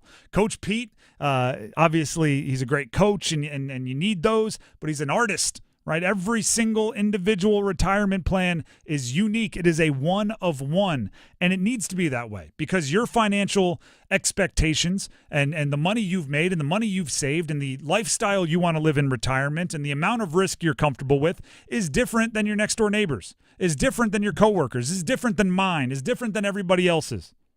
So why would you get a retirement plan that is identical with just different numbers and different names as everybody else? Get one that is completely your very own, total and customized, a one of one. Let them work their art. Granted, now that I've said artist, I want to emphasize there's also the math behind it, right? They have the situated, already established plans and understanding of the market that you want from your retirement professionals, financial professionals, but also it's yours. It is custom to you. Don't settle for a boilerplate, one-size-fits-all plan. Coach Pete and the financial planning team at Capital Financial can help you build that plan free of charge. All you have to do is give them a call and let them know you heard about it from me, Tim, on 99.9 The Fan. The phone number is 800-691-3215.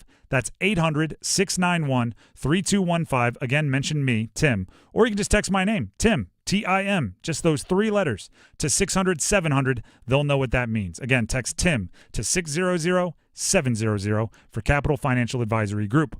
We have Copper Drop coming up next. The biggest stories in sports. Are we copping or dropping? Stick around.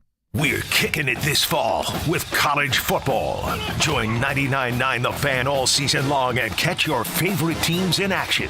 The ACC, the SEC, and every conference that matters. You'll find the best matchups here. The Blue Devils up 21-20, and they got their arms reaching for that bell. College football on 99.9 The Fan is brought to you by Wake Med, Sammy's Tap and Grill, and Roofworks. At the Home Depot, we know you can't control everything, like when your guests arrive too early for Saturday college football. But you can control your grill. With the Traeger Timberline XL, you can watch the game, not the grill. Monitor your football feast from anywhere using the Traeger app. With the Timberline XL, you can bake, smoke, sear, fry, and saute. That's Desmond Howard level versatility. Huddle up, the food's done. Defend your game time with Traeger and the Home Depot. How doers get more done. The final shot at the Championship 4 comes down to a track that's been here from day one. Martinsville. NASCAR Playoffs weekend at Martinsville Speedway. November 1st through the 3rd. Get your tickets now at martinsvillespeedway.com.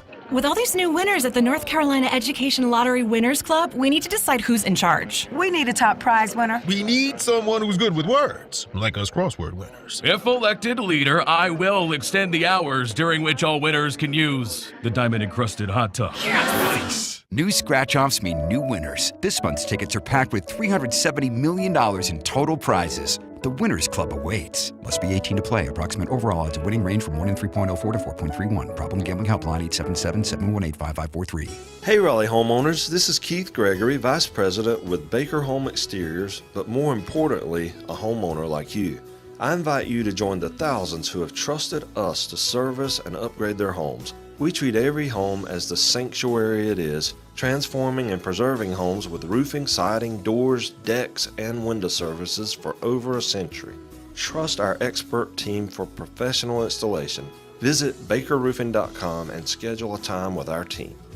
Prescriptions require an online consultation with a healthcare provider who will determine if appropriate. Restrictions apply. See website for details and important safety information. Subscription required. Price varies based on product and subscription plan. Hi, I'm Dr. Peter Stahl, board-certified urologist and senior vice president of men's sexual health at HIMSS. I've helped many guys with ED in my 12 years of practice. But now you can get world-class care for ED 100% online by going to HIMSS.com. So what are you waiting for? To start your free online visit and find ED treatment at up to 95% off brand name prices, go to hims.com/joy. Hey, what do you say? John Forsland here from my friends at Buffalo Brothers. I live and work on both coasts, travel the country, and there's nothing better than Buffalo Brothers. The best wings on the planet and half-price appetizers Monday through Friday, 4:30 to 6. Visit all 5 Triangle locations and ask for their great daily beer specials. And how about this special? Every Sunday, they have $6 Bloody Marys and $6.50 Jamesons. Dine in, carry out. BuffBrothers.com. Aw, man, now I want wings. You want true enlightenment? Well, I'm dropping. The Drive with Tim Donnelly, 99.9 The Fan. For those of you just tuning in earlier today, UNC former quarterback Drake Maye, all the insiders, Schefters, Rappaports, all of them, reporting that he will start this weekend for the Patriots, which also means NC State former quarterback Jacoby Brissett will obviously move to the backup role. Just a little bit of news from earlier today in case you're tuning in now. Drake Maye expected to start this weekend, his first career start in the NFL for the Patriots. Dennis, now let's jump into Copper Drop. Go ahead and send every prediction, idea, whatever you have, and I'll tell you whether I'm copping or dropping. Well, let's go right into Drake Maye. Let's do it. Copper Drop. Drake Maye throws for multiple touchdowns this Sunday against Houston. Copper Drop. Multiple touchdowns. Multiple touchdowns is tough. Everything in the NFL is down. So I'll drop it. Okay. I wouldn't be surprised if he runs for a touchdown. Okay.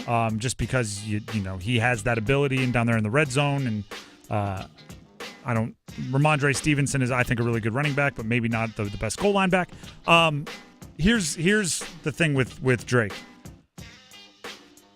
Just kind of look the part, right? You don't, if it's 2 touchdowns, if it's 3 touchdowns, if it's no touchdowns, just get out there, get your sea legs a little bit, because it's going to be chaotic. Houston is not a bad defense. This is not a easy, let's ramp it up, let's start you in the shallow end. You're thrown into the deep end of an NFL. You're thrown into the deep end of an NFL season. So set realistic expectations, and I don't think that's going to end up being. I don't think that's going to end up being 2 touchdowns for expectations wise.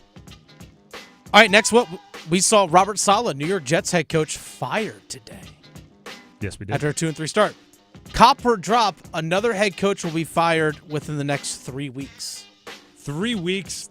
No. I'd like. You weren't around the cubicles when Graham and I learned this. He probably got annoyed with me because I just kept going like, wow, this is crazy. I can't explain. What is happening here? What do they do? Why? I don't get it. A lot of they're in win now mode with Aaron Rodgers, and once you change your quarterback, oh man, change your coach. Oh man, I don't know. You probably can't trade for Devontae Adams now. Whoa, wow. You would probably just stop talking. This is very early to fire your coach. Very early to fire your coach. I think, you said 3 weeks is the barrier. I think 4 weeks from now is still very early to fire your coach. Hey, you never know. So, and with David Tepper, I don't think, I think he would be the wild card you need to watch out for. I think he'll give Dave Canales, at least 11 weeks? At least as much as he gave Frank Reich. So without that wild card available, I don't think it happens in the next 3 weeks. I think that Jets decision is crazy. And by the way, it feels like it was dramatic. The reports are out there that they had to have security escort him out. There was no meeting where he got to say goodbye to the players. Yeah, nothing like that. He showed up thinking it was normal day. Just showed up hey, I'm ready to work, ready to grind some film, get ready for practice. Just got back from London. And they said, we'd like you to come talk to us right now. Fired him, security escorted him out. That's the end. That is a crazy situation. That's a pretty terrible way to treat somebody. I agree with that too. I agree with. And yes, I hear you with. There's he's gonna make $15,000 a day, or there's that stat going around on how much he's gonna make over the next 2 years as they pay out his contract. I get it, but you can still have just a hint of decorum, right? Just a little class when you're firing somebody. By all accounts, he might not be the best head coach, but he's somebody that cares. He tried, at least from the outside, it appears as if he did. Copper drop, Robert Salah, next Panthers defensive coordinator.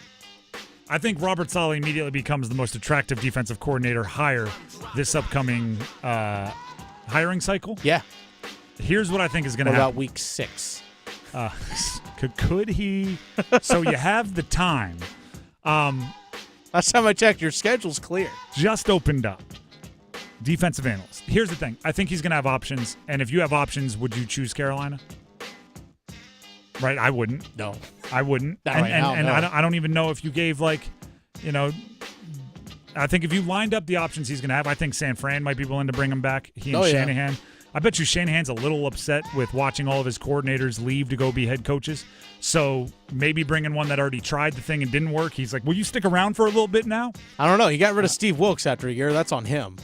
Yeah, I like Steve Wilkes too, but also that might be he knows he vibes personality-wise with Salah. Yeah.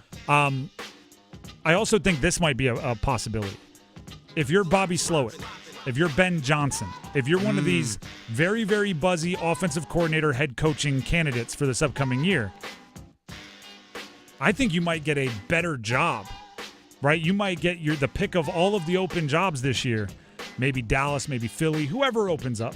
If you say, I'm going to come in and run the offense, and I've already talked to Salah, he wants to run the defense as defensive coordinator, I think that is a pairing that could work. And then, not saying Salah was the best head coach, but he at least has been in that headset. He can give you a little bit of advice of, hey, here's how you should handle challenges. Here's how you should handle timeouts or whatever it is. So I I think he's going to be a very popular defensive coordinator hire, and I don't think the Panthers will be shopping on the top shelf in the near future because anyone with options is going to consider going elsewhere. Wonder if isn't he friends with Canales? I think Canales is friends with everybody. There's also that. I don't know. I don't know off the top of my friend. head if they know each other. I know that the LaFleurs and Salah are very close, but Hafley looks like he's doing a good job up there. The Salah and the LaFleurs used to, like, I think they were roommates or something. Like, they go way back to maybe even high school. So he has his people that are championing him across the league. I don't think he'll be employed unless he wants to be beyond this year. All right, next one. Going to make a quick switch over to hockey. Because, by the way, I know they had the Global Series with the Devils played the Buffalo Sabres. Like last week. A long time ago, yeah. But NHL season really gets started today. Actually, I think there's a puck drop, between Seattle and St. Louis in like 7 minutes, 8 minutes. Like, it's literally about to start here. Cop or drop, we'll see a rookie in Friday's lineup for the Carolina Hurricanes. Okay, I've had all of these conversations. By the way, you're right, 7 minutes away from St. Louis at Seattle. Yeah. Goodness. I'm leaning further and further and further towards Jackson Blake being in the opening day lineup. Rod Brindamore didn't say it, but he also didn't not say it. And I do think Rod is the kind of guy that wouldn't want to kind of push and pull the rookie in a bunch of different directions unless there was reason to do so. So I think Jackson Blake ends up in the opening day lineup. I hope so. He appears to be somebody. I talked to, just to show you that we truly live this. This morning I stopped into Adam Gold when he was prepping for his show, and we chatted about the opening day lineup for the Canes for a while. And Jackson Blake was a big part of that. He thinks he's somebody, because the argument against keeping Jackson Blake in the opening day lineup would be he'll probably start as a fourth-line guy. What do you get, 10 minutes there per game? You could send him to the AHL, play him 20 minutes a game. Is that better for his development? I thought Adam put it in a really cool way. He said, he goes, some of us might just have to recognize that Jackson Blake isn't a prospect anymore. Yeah. Where it's no longer about, like, what's best for his development. It's about, like, no, you're an NHL player. Go help the team. If you get 10 minutes, you get 9-10 minutes. And then play your way into a bigger role. That's what you tell pros, right? You say, hey, you're going to get 10 minutes. If you want to play 20, play well. There's a second line that could easily be shuffled up. If you want it, go get it. So I think Jackson Blake's in the opening day lineup. I know when I was doing a couple preseason games sitting in for Adam Gold, and I was talking with Walt Ruff, Hurricanes.com, and I asked him, like, with his skill set, we know that he's talented with the puck, but he's kind of got that edge to him. And then Walt said, what you're saying is he has that snarl. I was like, yes. He goes, snarl. Yeah, he does have that. So he can actually play on a third or fourth line if needed, because he can play that heavy, mean, nasty style if you need him to, along with bringing the skill that he does have. He can fit into that. You're not going to ask Felix Unger-Sorum or Bradley Nadeau to do those types of things. And part of that is style of play. Part of that is just pure size. Yeah. Like if Felix Unger-Sorum was throwing his body around for big hits, I'd be going, whoa, hey, buddy. Easy there, buddy. These are grown men out here. Yeah, but Jackson Blake has just a little bit more weight to him. So I think that's why he's going to be in the opening day lineup. Okay, cop or drop. Pyotr Kochekhov's the opening night starter for the Carolina Hurricanes. I refuse to live in a universe where I am not expecting that. So I am copping Pyotr Kochetkov as the opening day starter. It's like, by the way, this is not new. This is not like hot takey to start the season. You go back to last season when Freddie was coming back from injury, I was going Pyotr. In the postseason, I was going, give him at least every other game. I like, you can go find it. And a lot of people disagreed with me. But I was team, it was working in the regular season, the little 1-1 thing. Why not keep it going? Even though it's not traditional or whatever, like be an innovator. Now I've seen Freddie enough in the postseason to think there's just some kind of ceiling there. I'm not saying you can't win with him, but saying when you need the quarterback, it's still football season, when you need the goalie to stand on his head a bit and win one for you, Freddie might not have that golf club in his bag. So let's see if Pyotr does. I want Piotr to be the guy. I would not be against seeing a hefty amount of Freddie Anderson during the regular season to keep Piotr fresh and to make sure you have two. But I think it should be obvious it's Piotr Kochekov's net. All right, final one here for you. Cop or drop, Clemson makes the college football playoff. You know what? This past weekend helped them a bunch. Yeah. Because now suddenly, like, the entire, I don't even know if it's second tier, like mid-tier, and if the college football playoff is divided up into fours, now, like, the entire second four and third four they've got losses. So the Clemson's now just one of a bunch of teams with a one-loss record. So I'm gonna cop it. Okay. I think they make it. Part of it might be these last two may have been wishful thinking. I don't know if they're predictions as much as hopes. I hope Kochekov is in there, and I hope Clemson gets in, because I think that probably means there's two teams in the college football playoff from the ACC. Them and Miami, which would be a big hope of mine. Also, we have to ask ourselves this question. You can cut the music. How long until college football doesn't even resemble what we consider college football? Well, some people say that it's already done that. True, but my argument has always been, like, I watch on Saturday and it doesn't change. Mm-hmm. I think college football has changed a boatload from Sunday to Friday, but Saturdays are still largely untouched, right? It's you don't watch, I don't know, Alabama and go, you know what? I used to root for Jalen Milroe, but now all I can think about is he drives a nice car because he's got NIL money. Like, you just watched Jalen Milroe, and you either root for or against him if you're an Alabama fan or an Alabama hater. We may start seeing things that affect our Saturday. Last week we talked about a proposal that came from the College Sports Tomorrow advised group. Like, that group advised the College Student Football League, which was supported by the CST, College Sports Tomorrow, which included Bubba Cunningham, the athletic director at UNC, Danny White, the athletic director at Tennessee, some university presidents and chancellors. That felt real. Felt like it had some movers and shakers behind it. There's another report, this one coming from Ross Dellinger, excellent reporter for Sports Illustrated. A new proposal from a boatload of very rich, very experienced former Disney executives. They call it Project Rudy.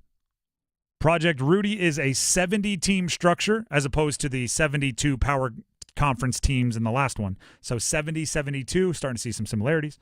That would preserve modern Power 4 conferences. That would be built on two somewhat simple concepts to increase revenue from television and corporate sponsors. I have the two concepts. One would be to arrange more games between power conference programs by eliminating all games against Group of 5 and FCS opponents. That would expand the playoffs and pit blue blood powers more often against one another. That's one pillar of the Project Rudy. I hope in the meetings they go, Rudy, Rudy. The second pillar of Project Rudy is to consolidate the media rights of the 70 schools under one agreement instead of the current structure of 5 different packages, which is one for each of the Power 4 conferences and one for Notre Dame.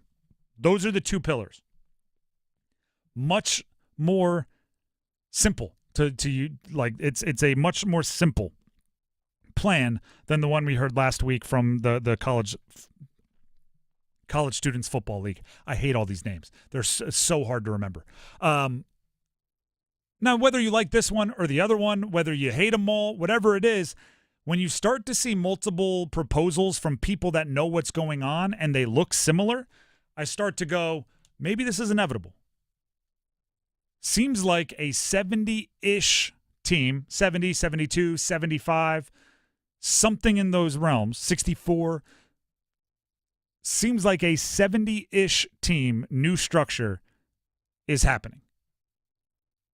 Is it in the next year? No. Is it in the next 10? Maybe. Right? It's something that is, the ball may have already started rolling, and once it gets going downhill, you won't be able to stop it. And the question now is, who will set the rules and who will make the money?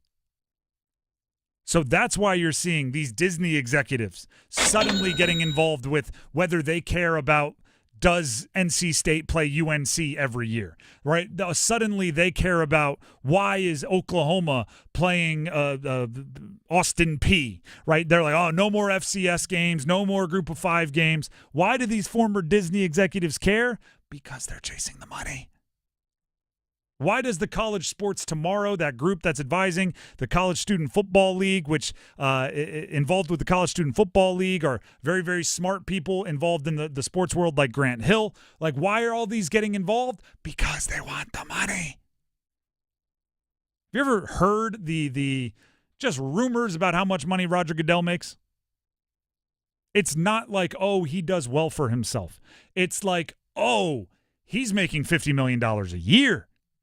Maybe more.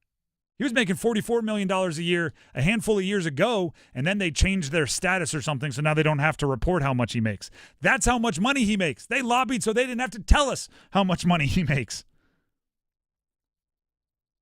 And there's a bunch of people looking around going, all right, so there's 32 NFL teams. He's getting paid that much to run the show.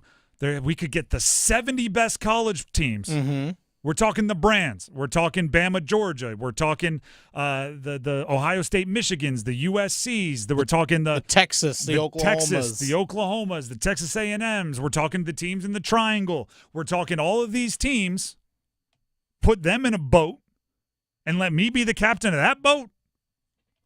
Sounds lucrative.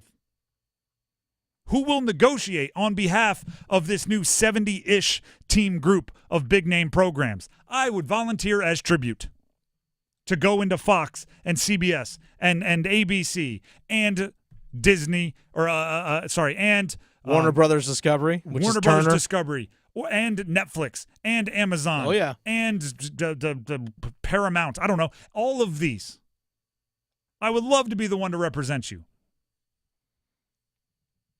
Now, sure, let's pretend like you're picking my plan because, you really like the promotion and relegation angle. Or, yeah, sure, pretend like you're picking my plan because I found a way to still have conferences named the SEC, the Big Ten, and the ACC. When in actuality, the reason you're picking my plan is because I can lace my pockets and your pockets the most.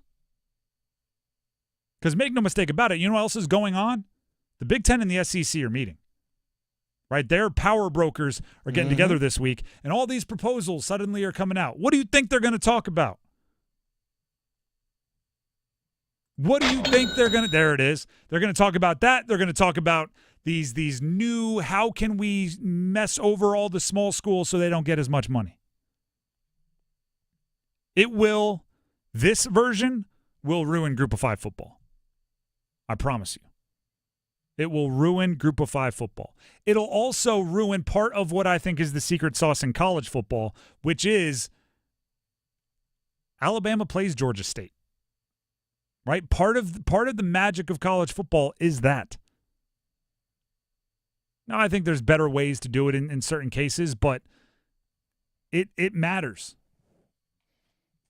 It matters. The no-star recruits can go have a bananas game against Georgia. Yeah. It matters. Get to have that experience. So they're going to lose that with this. In the other version, it's more complicated, but they do preserve some of the magic of the small school. It's just chasing money, man. I think we're going to get what the two versions that we talked about, like one you just talked about now and the one we talked about last week.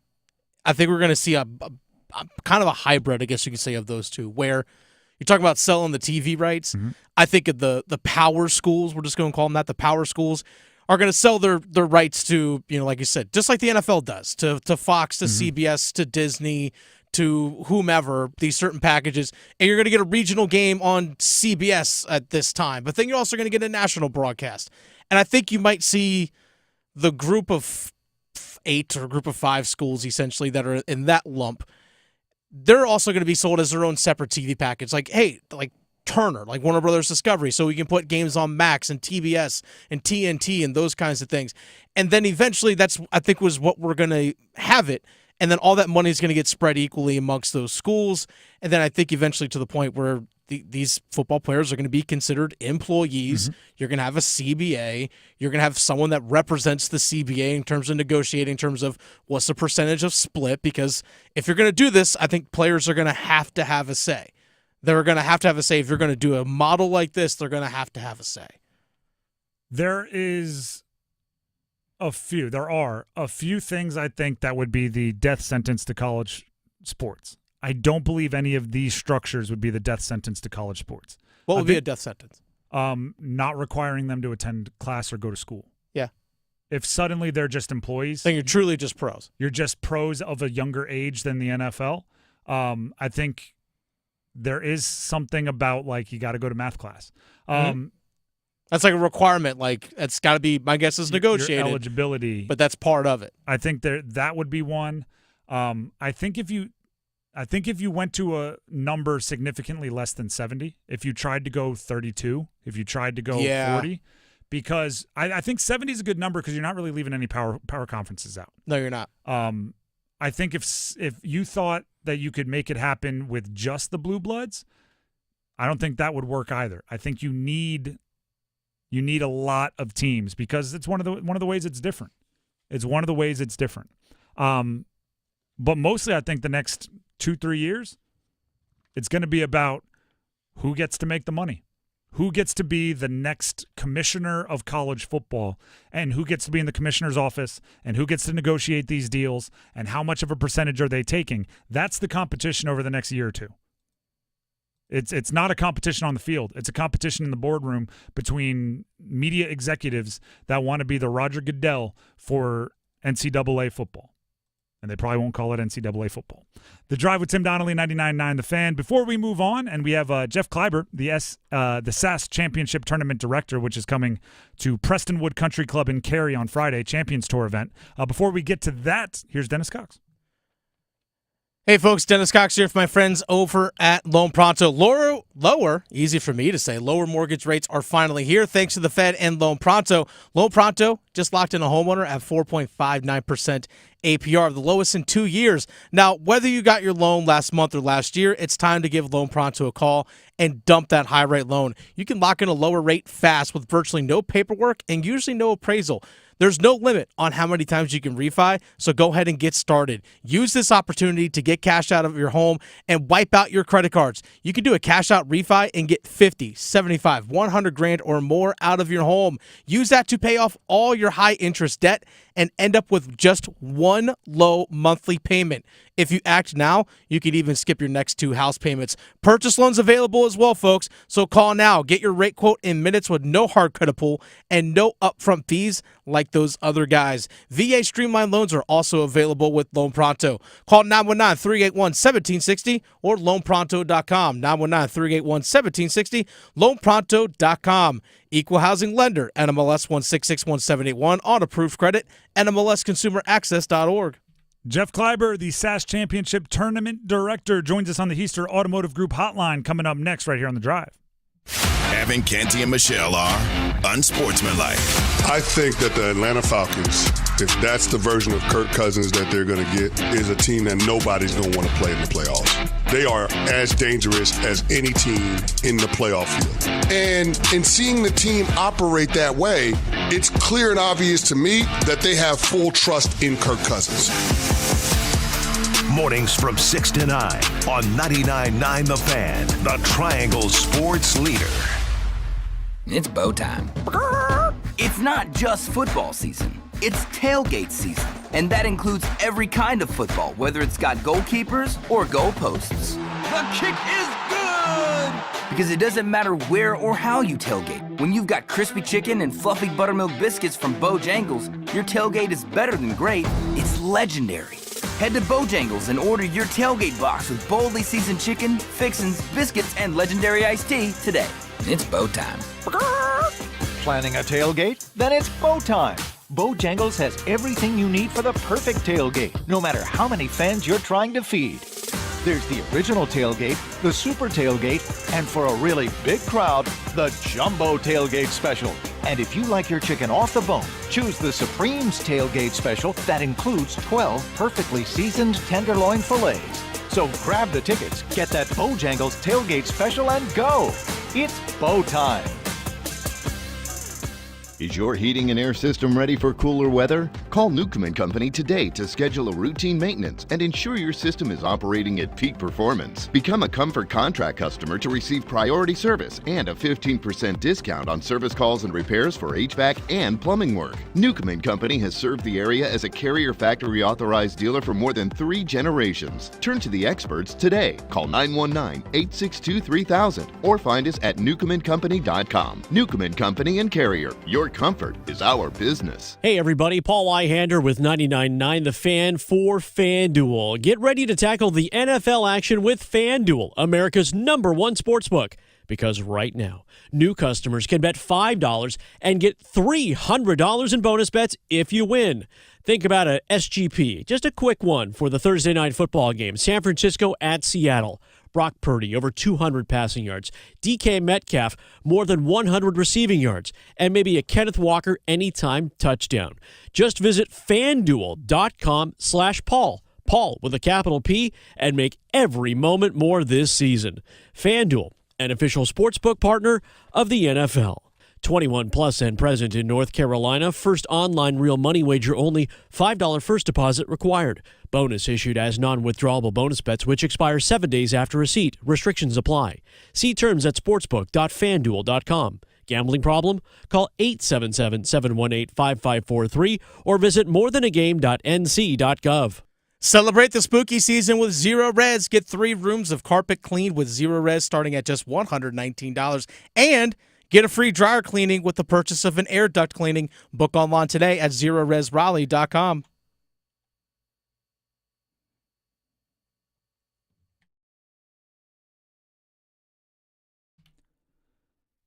The Drive with Tim Donnelly, 99.9 The Fan. The SAS Championship at Prestonwood Country Club in Cary starts up on Friday. The tournament play starts up on Friday, Champions Tour event. We have the SAS Championship Tournament Director on the Heister Automotive Group hotline. Right now, it's Jeff Kleiber. Jeff, thank you very much for taking the time to jump on the show. Tim, glad to join you. Before we get into the nitty-gritty of the field and everything, we know about the weather. We've all soaked in the rain over the past few weeks. How is the course going? Is it ready to roll for championship action on Friday?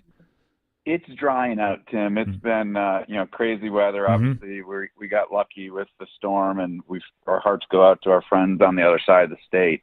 But Lee Hancock and his crew out there at Prestonwood have done just an amazing job to get ready for this week. I mean, they've been dealing with rain all summer. It seems like, about every couple of weeks we were getting a big torrential downpour.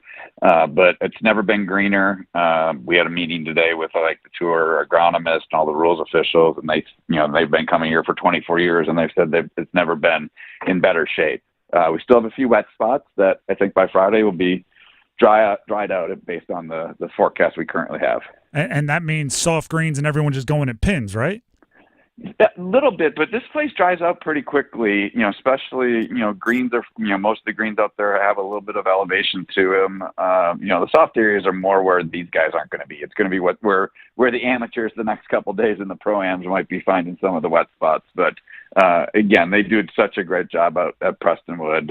It'll be in great shape when we open up the gates Friday morning and are on the Golf Channel all weekend. So Jeff Kleiber joining us, SAS Championship Tournament Director on the phone lines. I'm a golf nerd, so I'm excited for so many of the guys on the Champions Tour, and it looks like you have a great field.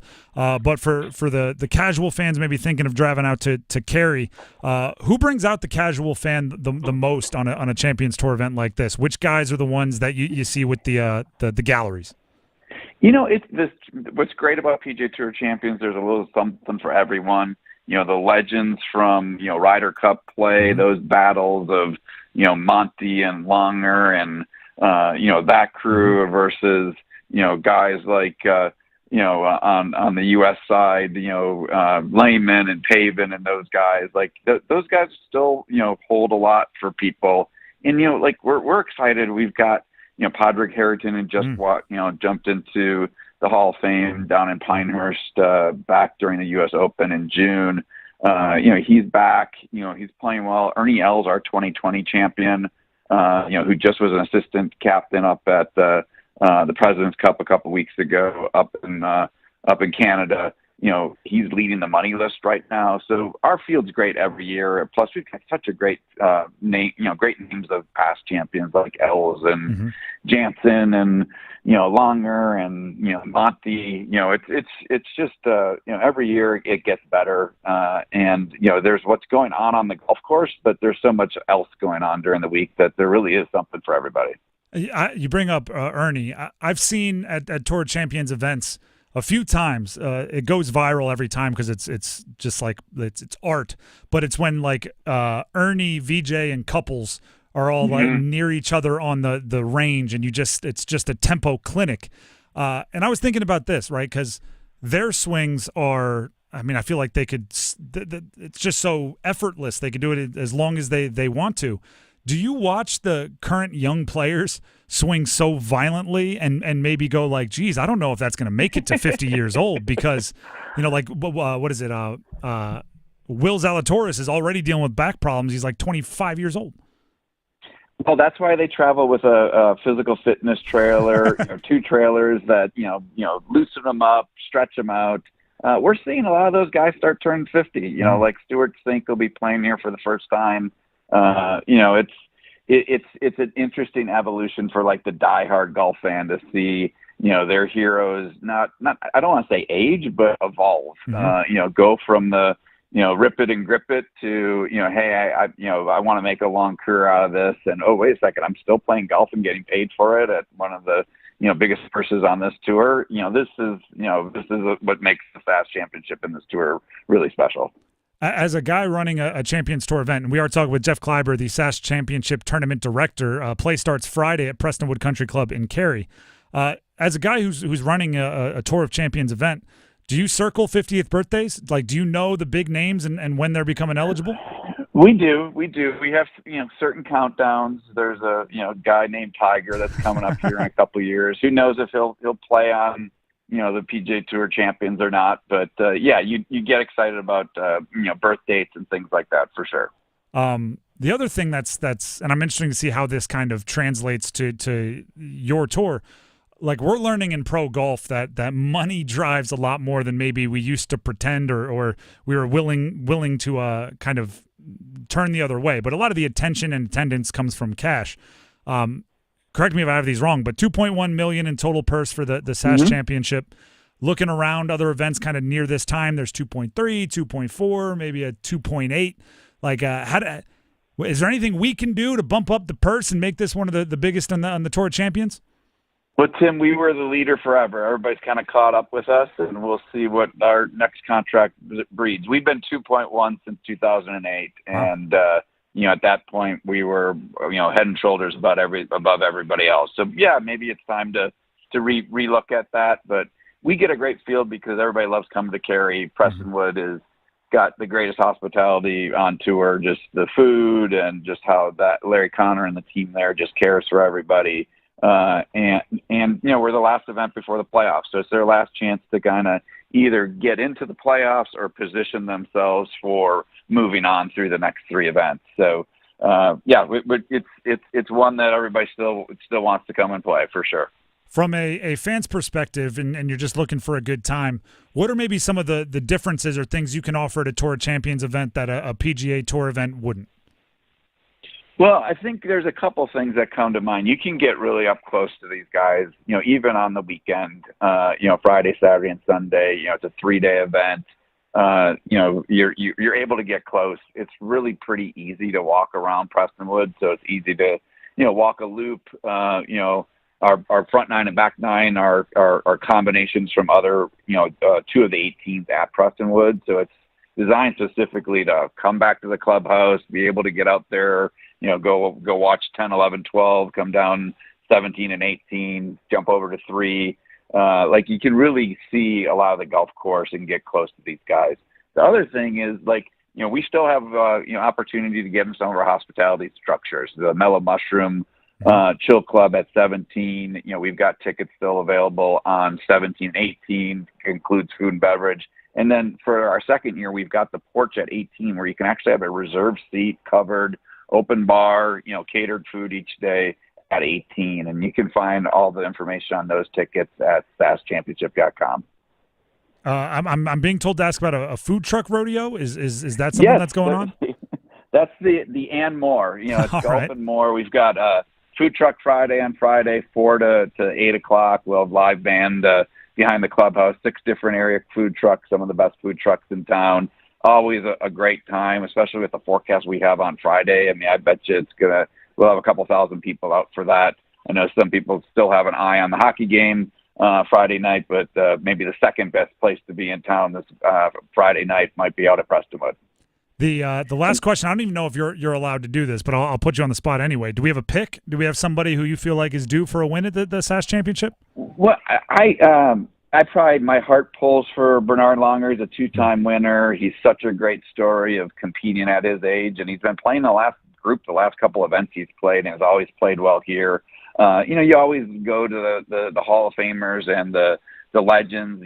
Ernie becoming a 2-time champion would be pretty cool. Harrington winning here for the first time, good stories. But there's so many great stories. Like there's a number of players, and I'm just going to use Jason Karen as an example. Like he top 10 this past weekend. He's a pro from Long Island up in New York.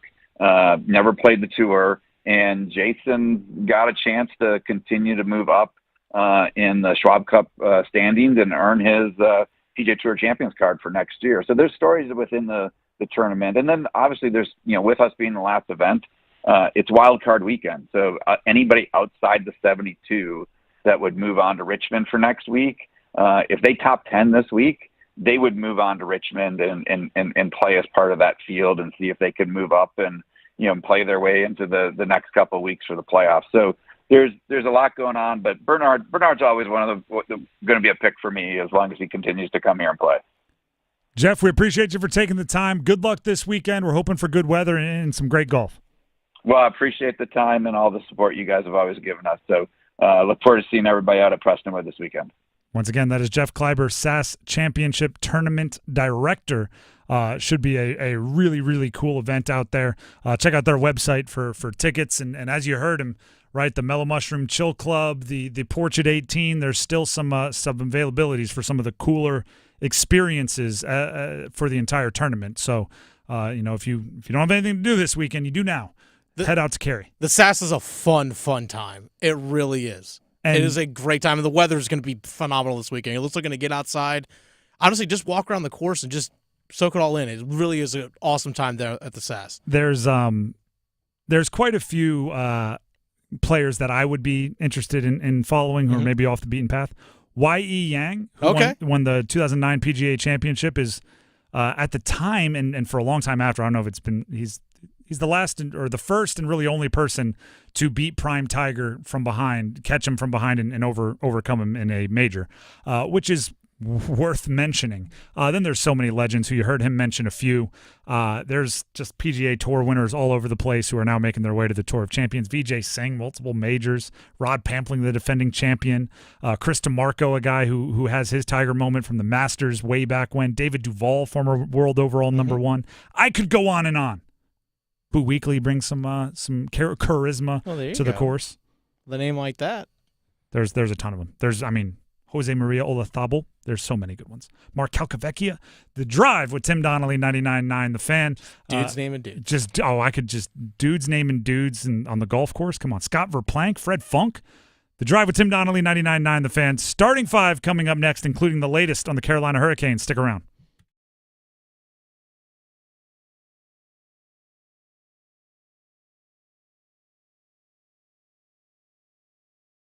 The Adam Gold Show.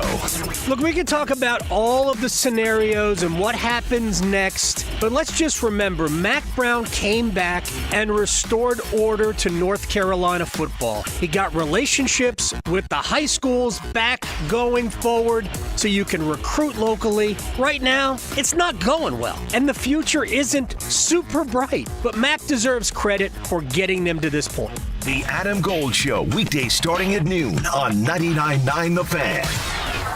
Want to score points with your boss? Recruit RoofWorks to your building maintenance team to handle your commercial roofing needs. Hi, this is Holly with RoofWorks. We've helped hundreds of Triangle businesses with their commercial roof maintenance, repairs, and if necessary, total replacements. Our pros come to your site, assess your roofing needs, and then give you a range of options to fit your budget. And we'd love to work with you. For roof maintenance and repair, contact us today at roofworks.com. That's roof, WERKS.com. 99.9 The Fan and Coastal Credit Union are proud to announce the return of the Coastal Credit Union Scholar Athlete of the Month. For more than 20 years, we have honored over 200 student athletes that are making a difference on their team and in their community. If you are a teacher, parent, coach, or guardian, nominate your Scholar Athlete today. We will select one winner a month to be featured on 99.9 The Fan and on WRAL News Plus. To nominate a winner, text AWARD to 919-860-5326. That's AWARD to 919-860-5326. Congrats to last year's winners. Emma Penkunas of Holly Springs High School, Connor O'Toole of Athens Drive, Kinsey Smith of Fuquay Varina, Patience Ifadon of South Garner High, Carrie Ellen Bryan of Southern Lee, Carson Parker, Apex Friendship, Jason Howard of Wakefield High School, and Eric Stoll of Green Level. We also want to thank all of our other local schools who nominated a student. Apex Friendship, Jordan Matthews, Northwood, Green Hope High, Willow Springs, Jacksonville High, South Granville, Cleveland High, Riverside, and South Johnston. This is Creighton Blackwell with Coastal Credit Union, and I would like to offer my sincerest thanks to every school that nominated a student for this year's award. This award is more than a celebration of exceptional athletes. It's also a celebration of the schools and the communities that helped them grow into the incredible leaders that we like to celebrate. Congratulations to all of our Coastal Credit Union Scholar Athletes of the Month. If you want to nominate a high school athlete, text AWARD to 919-860-5326. Connection, opportunity, possibility. It's what we all want. Spectrum has built a world where anything is possible, with products and services designed to work better together for a seamless connectivity experience. A connection to family and friends, a connection to education, and a connection to new opportunities. So there's no limit to how big we can dream. That's Life Unlimited. That's Spectrum. This hour of the Triangle Sports Leader is powered by Ritchie Law Firm, North Carolina's injury lawyers. Visit GotBryan.com. That's GotBryan.com. WCMC HD1 Holly Springs. Take us with you on radio, web, app, Alexa, and YouTube. 99.9 The Fan, the Triangle Sports Leader.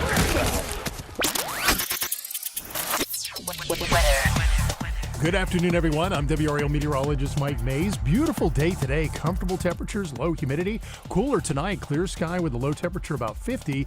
Tomorrow, sunshine in the morning, partly cloudy later in the afternoon. The high temperature about 76. Weather update brought to you by Newcomb and Company, where your comfort is their business. Visit newcombandcompany.com. 5 o'clock check of your money. Dow Jones is up 126 points today to 42,080. Market update brought to you by the Good Feet Store. Ready to step into a healthy and active lifestyle? Come to the Good Feet Store and experience the difference. Discover how a simple step can lead to a life of pain-free possibilities. It's 5 o'clock. Time to serve up the biggest sports stories of the day. Here comes your starting five. The Drive with Tim Donnelly, 99.9 The Fan. Let's jump straight into the starting five today, starting with number 5. 1, 2, 3, 4, 5. Carolina Hurricanes are inching ever closer to their season opener on Friday. By the way, we will be out at the Lenovo Center, out on the plaza outside, leading up to the game. So if you're there, stop by, say hi. It'll be the first double first score prediction day of the calendar. Oh, that's right. Because we'll be looking both. We'll be looking for the first goal scorer for the Canes of the season and the first touchdown scorer for the Panthers. So there'll be a double going on there. Anything news breaking as far as today before I get into some overall roster stuff? Still some questions about Saturday's game in Tampa Bay. So the Tampa Bay Lightning actually came up to the Triangle area yesterday. They're actually staying out in Chapel Hill. This is actually according to Corey Laviolette of the North State Journal, who covers the Carolina Hurricanes. He actually spoke directly with the general manager of the Tampa Bay Lightning. His name is Julien Brisebois. They're actually staying out in Chapel Hill, and the Tampa Bay Lightning and ownership actually got the players and their families out of the area, and they're actually all staying in Chapel Hill just because to get everyone together with families, it was just kind of hard to find stuff in Raleigh, which kind of makes sense because I know a lot of people coming in and out of town, whether it's for the SAS Championship or NC State football, whatever it might be. So a lot of people staying over in Chapel Hill. There's questions about Saturday's game, about when it's going to be played and also where. So Saturday's game was supposed to be in Tampa. That's likely not going to happen because of Hurricane Milton that's going through the area. There's talks of that game being pushed to Sunday, but here in Raleigh at the Lenovo Center. And people are like, well, why not play Saturday? Well, NC State has a football game on Saturday. And then you're looking at logistical reasons of parking because Lenovo Center, that parking is also used for NC State parking. So there's just the logistical matters of all that as well. So there's the talks of possibly have game being played Sunday morning at like 11 possibly from people that I've talked with somewhat direct knowledge of the situation. Which is all fantastic. My advice would be, obviously all that information is good and I believe it. I would say just play it by ear. Just wait. This is a situation that's going to be changing down there in Tampa for a while. Yep. And where do you play a hockey game is you can solve that. They'll figure that out. But it is kind of a very, very, very, very low priority bummer that your first week is going to be a little upheavaled. But again, our thoughts are all with the people down there that are preparing for yet another hurricane to come crashing through their part of the country. And then also if you're Tampa, you're supposed to play home on Saturday against Carolina, but then you're supposed to play home as well on Tuesday against Vancouver, then home on Thursday next week against Vegas. So it's like those are easy trips for those teams coming all the way from the West Coast. So things can be a bit of a logistical nightmare early on in the season for the NHL and these clubs. From a roster standpoint, you asked me this earlier. I'm going to flip it right back at you. Okay. Will there be any rookies on the opening day roster? We're talking Canes now. I'm going to say I'm actually going to lean towards no. Interesting. I'm going to go no on this one to start things off because I think the way that Brendan Lemieux and Eric Robinson played in the preseason, played a lot with Jack Drury. I think those guys have earned the right to, hey, you know what? I can be in the opening day lineup, but that doesn't mean we have to wait long to see one of these young guys come up, and that being Jackson Blake, most likely. But I think it might serve Jackson Blake best to start the year in Chicago. Hey, go play 18, 19 minutes just to kind of get the pace to get a few games under your belt playing in the AHL, and then we'll bring it right back. We'll bring it right on up. I tend to agree with S. Davidson on Twitter, who we were talking about this earlier, and he commented, he said, if Blake sat as the 13th and played once every couple or few weeks, that would make no sense. Makes zero sense. He should play at Chicago. That's exactly what I said. I was like, well, I agreed. That would make no sense. But then he finished it by saying playing 10 minutes per night on a fourth line is better than the AHL. So basically 10 minutes in the NHL. I agree with that. I think 10 minutes of NHL per night is better for your development than 20 minutes of AHL per night. Depends on what you're being asked to do.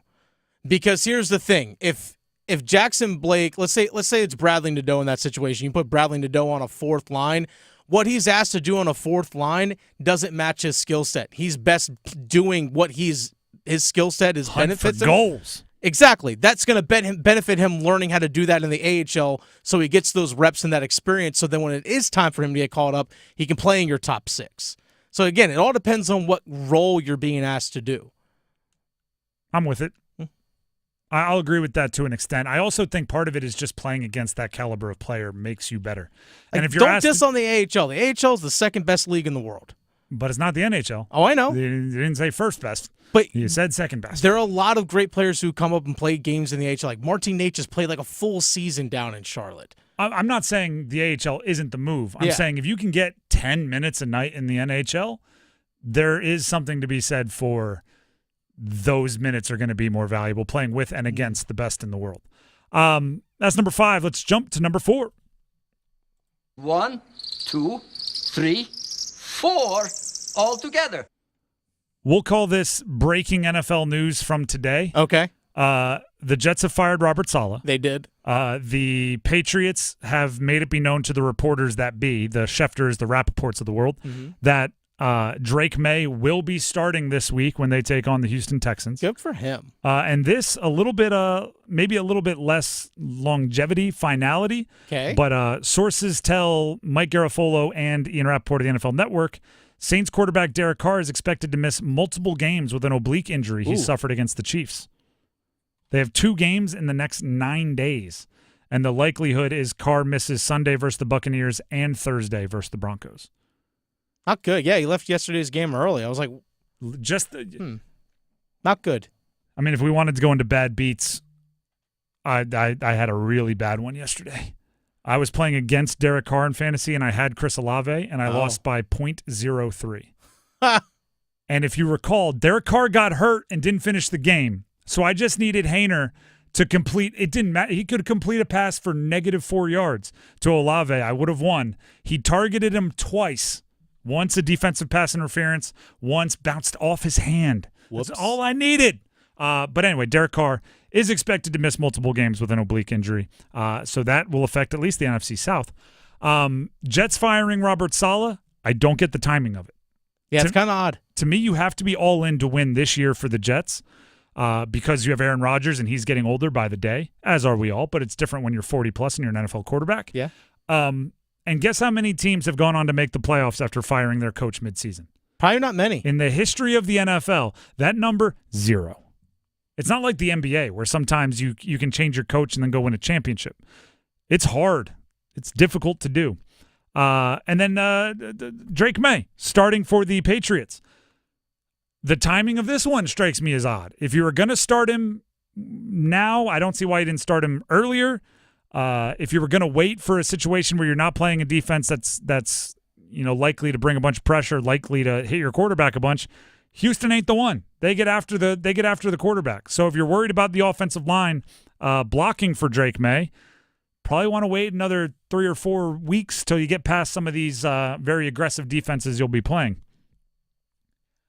But that's maybe getting into the nitty-gritty before you celebrate the main story.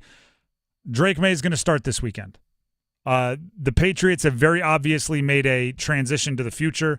You can tell a few different ways. Jalen Polk, their young wide receiver that they drafted this year, played in 100% of the snaps this past weekend. Good on him. So the young rookies are getting their chances, if you will. To me, the Patriots have jumped from, hey, let's maybe we have something this year to fully this year is about the future. Get the guys their reps, and Drake Maye is amongst them. If there's any other breaking news in the NFL, we'll bring it to you as it happens. I mean, today's the day for it. It's true, because tomorrow we're talking basketball in Charlotte at the ACC tip-off. Yeah, we will. Let's jump to number 3. So we got to address something about our ladder challenge.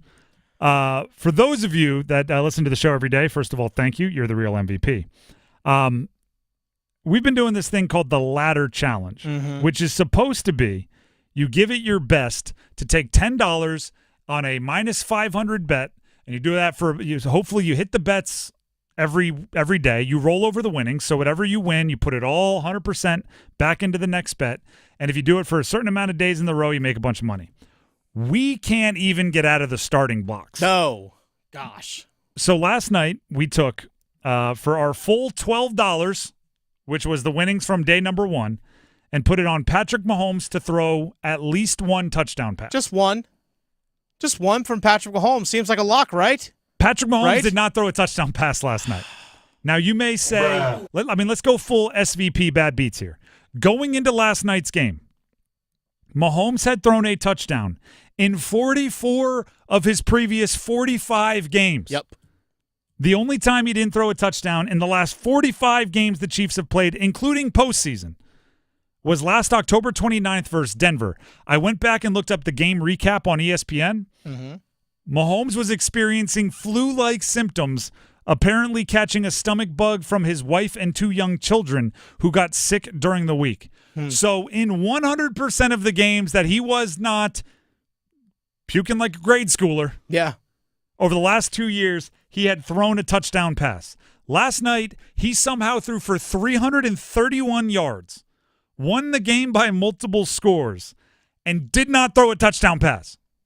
Somehow, Juju Smith-Schuster had like the best game he had in 1,400 days and did not get into the end zone. Yeah, because it went off his hands. And was intercepted by a defensive tackle in the end zone. Hey, that dude knew what to do with the ball. Saunders was moving. Hey, he was like, I got this. Big boy. You know he's going to brag for the rest of his life. I picked off Patrick Mahomes. Picked him off and then kind of outran him. Like Yeah. then I was And he getting got like loose. 30-something yards on the return. They tried the underhand shovel pass to get a fake touchdown, didn't get it.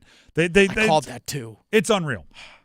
So here's where I'm going with the ladder challenge. And for those of you that haven't been paying attention, our first original day one was 30 points, 30.5 under 30.5 points by the Falcons on Thursday Night Football last week. A number of which the Falcons had not scored in their first 4 games, and a number of which the Tampa Bay defense had not given up in the first 4 games. And we hit it in regulation. Yeah.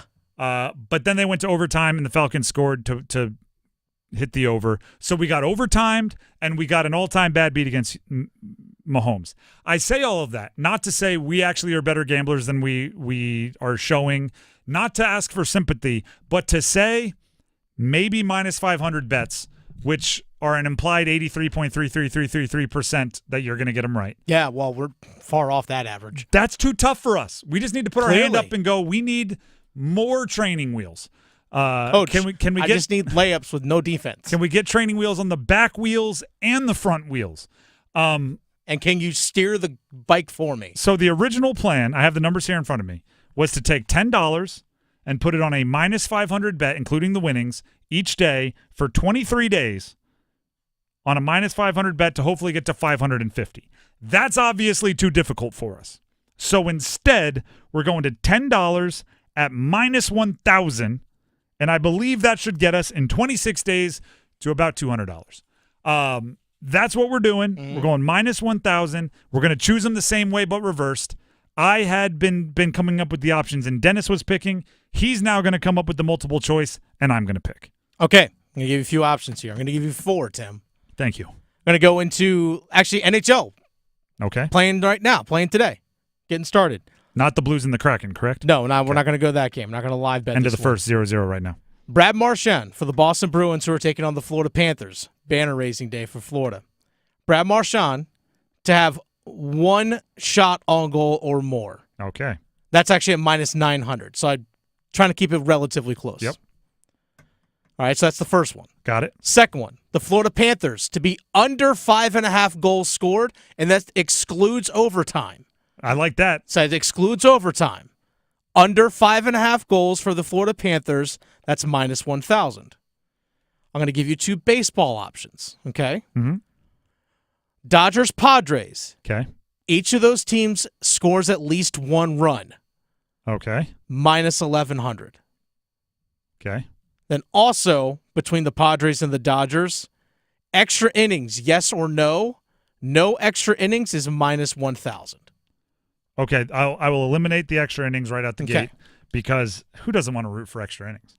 I don't want to be the one who, like, there's an all-time classic game and I'm a sourpuss in the side because that made our bet lose.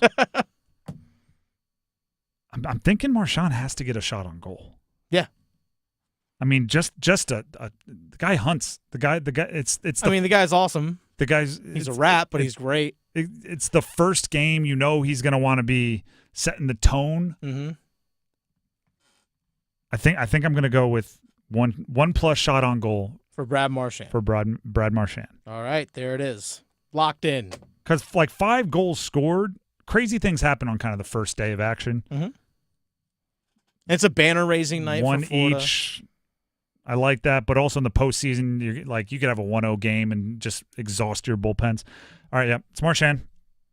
1+. Okay. We'll see how it goes. We'll place the bet during the next commercial break. That's number 3. Let's get to number 2. Just the two of us. MLB playoffs. Speaking of, going on right now. Playoff baseball is fantastic. I think your Mets just started. Mid-first, it is a 0-0 game, Mets-Phillies. Series is tied at 1 game apiece. You want to talk entertainment value? Mm-hmm. The Phillies and Mets know what they're doing. They're like, hey, let's just pick this up in the 8th or 9th inning with a tie game going on because we're going to get there eventually. But actually don't do that. Don't fast forward through because the action to get there is going to be wildly exciting. They know what they're doing. There's also the Dodgers-Padres later tonight. That game we were just talking about. I think we're kind of, and I say this, I don't think we're getting necessarily the best teams that are still playing, but I do think we're getting the most maybe entertaining matchups possible. Like Phillies-Mets comes with a bit of stank on it, right? Royals-Yankees comes with a bit of history. Dodgers-Padres, they don't like each other. Did you see the Manny Machado thing where he threw the ball with intent at Dave Roberts, and then they went and found it on video? Quotes. They went, yes, I hope that came across, the sarcasm. They went and found the video, and he just like kind of almost rolled it over there. He's just like, here you go. Yeah, it's Guardians-Tigers, the other one that also comes with a little bit of a history there. Like I just think we're getting entertaining matchups, whether they're the best teams or not.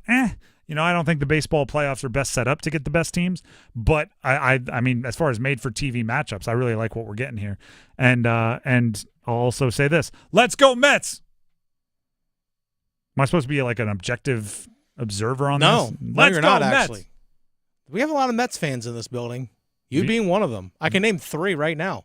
Vientos, just mashing taters. It is funny, though. I need to, I guess, wear my Mets fandom like more on my sleeve. A lot of people are surprised. I think it's because some of the other fans in the office, they wear jerseys, they hats, and they're a little bit more like, it's like, oh, you know. So I guess they expect that. I need to get a jersey, I guess. Or We do have a Philly fandom, by the way. I didn't know that. Victoria, who works in the sales. She's a Phillies fan? Oh, yeah. Not Victoria Vodenecker, the Adam Gold Show, but a different Victoria. I was going to say, Victoria Vodenecker's a Cubs fan. Oh, yeah, she's a Cubs fan. Well, I don't know if you can be both a Cubs and a Phillies fan. We actually have like a legit from Philly, Eagles, Flyers, Phillies. I don't know if I've said this on Sixers. air. I became a Mets fan en route to becoming a Phillies fan. Went to a Phillies game when I was a kid. I was living in South Jersey with the expectation of like, you're going to be a fan of the local team. We should go watch a Phillies game. When I got there, some names that'll bring you back. Jimmy Rollins and Pat Burrell. Oh, yeah, there you go. Left fielder, shortstop for the Phillies, called each other off. Little, I got it, no, I got it, no, I got it. And then it fell right in between them. And I was probably 8 or 9 years old. I was like, my Little League team can call each other off on a pop fly. Then Mike Piazza hit a home run off the foul ball pole, and I said, I will suffer with that team for the rest of my life. And it's lived up to the billing there. So let's go Mets. That's number 2. Let's get to number 1. This show is going on the road for the rest of the week. Yeah. Wednesday, Thursday, we will be in Charlotte for ACC tip-off, talking to the ACC basketball men's coaches, players that'll be shaping our feelings and our thoughts and our emotions throughout the winter and into March. And then on Friday, we will be outside the Lenovo Center for the Canes game. ACC tip-off tomorrow. We talked earlier today about some of the like tangible things we want to find out, right? What is it like for UNC without Armando Bacot for the first time in a half decade? Is there a Final Four hangover for a program like NC State? How are the new guys doing for Duke when you bring in darn near an entire new rotation? Wake Forest, did you find stability this offseason? Because it has been a challenge for you to be consistent throughout a season in recent years. We talked about those. There's also this other thing that happens at these ACC tip-offs. Almost always, there is something that we notice, but it's a little less tangible. It's a little less easy to explain. I go back 2 years ago to ACC kickoff. Riley Leonard walked in, and I went, really? That is one of the dudes with the magnet thing, where they walk in and everybody's eyes just look at him, and it's like you feel his commanding of the room.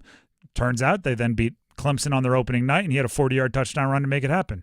Last year at ACC Basketball tip-off, I remember saying the exact same thing about DJ Burns.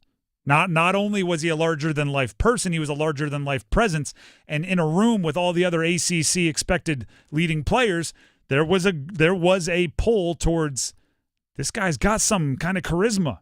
P.J. Hall from Clemson was the same way. P.J. Hall, and both of them had big seasons in different ways, but at times it was like, DJ Burns, really? Did we get it wrong? And then, boom, he explodes and becomes one of the faces of the NCAA tournament.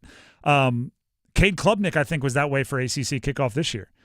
Just the way, I didn't even love all the answers he gave, but I was like, this dude is confident, and he's got a little something. And then he started poorly against Georgia, and I was like, wow, got that wrong. Since then, he's been lighting it up. And there's that's going to be someone. We'll report back to you. Well, heck, we'll say it as soon as we feel it. Like, it is, we'll be sitting, actually, I think we get like a room. Oh, no. We'll be sitting at our little cubby. We'll be sitting at our table. And I'll say it on air. Like, someone will be behind me. I don't even know they walked in. I'll go, the energy in the room just changed.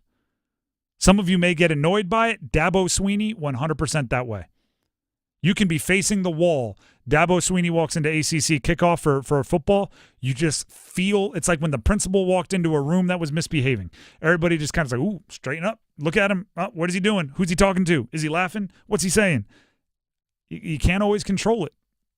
That's going to be somebody. Could be a coach, could be a player. I do think when the obviously like the super blue blood programs walk in, there's some of that, but there's even more when the player commands something. RJ Davis, I think, would be a leading candidate for that. Wouldn't be surprised by it. Few others, maybe I'm not even going to predict, because I think it's a tough thing to do. It's one of those like it when you see it things. But I'm looking forward to see who kind of grabs the wheel of the room, if you will, and drives it around a little bit. 1/4 of the Sweet 16 is going to be there the next 2 days. That's the ACC. I know. And 3 of the Elite 8, 1 of the Final Fours. Are you talking about this upcoming year? Well, I mean, yeah. You know what? Might as well. Like there'll be 5 tournament teams, 4 Sweet 16 teams. Right. Is how the ACC's been trending, because the respect doesn't always come nationally. But I'm excited. I want to get to know him. I want to talk to him. I want to see what storylines we're going to track throughout the year. And it's going to matter. If you remember last ACC tip-off, we talked with John Shire, the head coach of Duke, and I said, I remember the exact question. There was a legendary story of John Shire in high school saying, I'm going to make 50 straight free throws. And he made 49 in a row, missed the 50th. And even his dad and his coach were saying, that's close enough. Let's go. Let's leave the gym. And he was like, no, you guys can leave. I'm not leaving until I hit 50 straight. And he stuck around. And I said, who's most likely to do that? Who on your team is most likely to have that story about them? And he said, Jared McCain. Jared McCain went on to be a first-round pick, all rookie everything, or all freshman everything. We'll try to get some of those nuggets to bring back to you as well and see what we can't make happen. The Drive with Tim Donnelly, 99.9 The Fan. We need to get some information out there about Miller Lending. Tim Donnelly here for Miller Lending. Sure, rates may have gone up a little bit. Interest rates may have gone up a little bit on Friday. If you had a no closing cost loan with Miller Lending, you wouldn't be shaking in your boots about it. Why? Well, because your rate would be locked in, and rates going up, right? Your monthly payment wouldn't be affected. But also, you would know, you would be aware, you would admit to yourself that, especially in an election year, rates are volatile. They'll go up, they'll go down. The thing you can do is protect yourself against the boosts, against the raises, and be prepared to take advantage of the drops, the cuts. And the way to do that is to use a no-cost loan from Miller Lending. And I don't say no-cost loan like, oh, you take the fees, you roll them into something else. Hey, that's not a fee, that's a transaction cost. No, there's no rebranding. It's not like, third-party fees just got a better publicist and now they're being called something else. That no fees means no fees. Zero means zero. No closing costs means no closing costs, which allows you to refinance every time rates drop. and not be worried because it's already locked in every time rates raise. Don't set yourself up to pay closing costs a bunch of times. Instead, give Miller Lending a call. The number to call is 919-447-3377. That's 919-447-3377. Or you can visit them online at millerlending.com. Once again, that is millerlending.com. Miller Lending is an equal housing lender, and NMLS number 2502146. Now we need some numbers game contestants. We have a pair of tickets to see Mary J. Blige on her For My Fans tour with special guests Neo and Mario. It's coming to the Lenovo Center on Friday, January 31st. If you want to win the tickets, you got to play the game. If you want to play the game, you got to call in now. The number to call, 919-860-5326. That's 919-860-5326 for your chance to win a pair of tickets to see Mary J. Blige if you can win the numbers game. We need 2 contestants. Call in now. Numbers game next. Keep pounding. Panther Talk, Panthers Playbook, the Paw Print. Follow your Carolina Panthers all season with us. Dalton is in empty. Here's the snap. Pocket holds. Andy fires downfield. 1-6. Touchdown. End zone. Center cut. Deontay Johnson. Your home for complete Carolina Panthers coverage. 99.9 The Fan, the Triangle Sports Leader. In business, service is everything. Cintas delivers what you need to better serve your customers. Whether it's freshly laundered work apparel for almost any job imaginable, tested and inspected fire protection systems, first aid and safety supplies, on-site AED training, or mops and restroom products, stocked and ready when you need them. Better work days happen together. So visit Cintas.com. Oh, I'm ready! And get ready for the workday.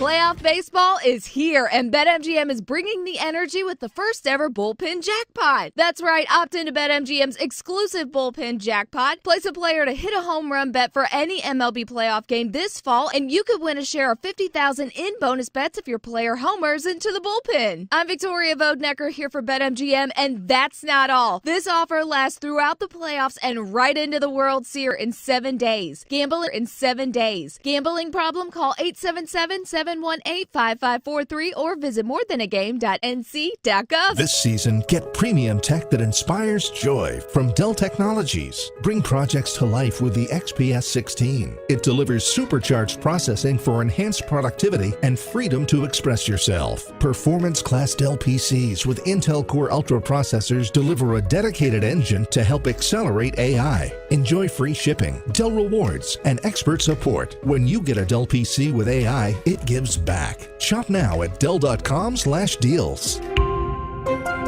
Adam Gold in studio with my man Patrick Day from the Aluminum Company of North Carolina. Everything for the exterior of your home, but it's also everything for the peace of mind of the customer. Talk to me about the trust factor and everything else that you guys offer. I got to tell you, I think one of the biggest things for us is we don't take any payment from you for any of your home improvement needs until we're done with the project. I hear stories all the time about people putting down deposits with companies, 25, 50% of the project total overall, and they don't even know, they don't show up. Right. You've lost whatever percentage you put down, that's how much power you lost already. Right?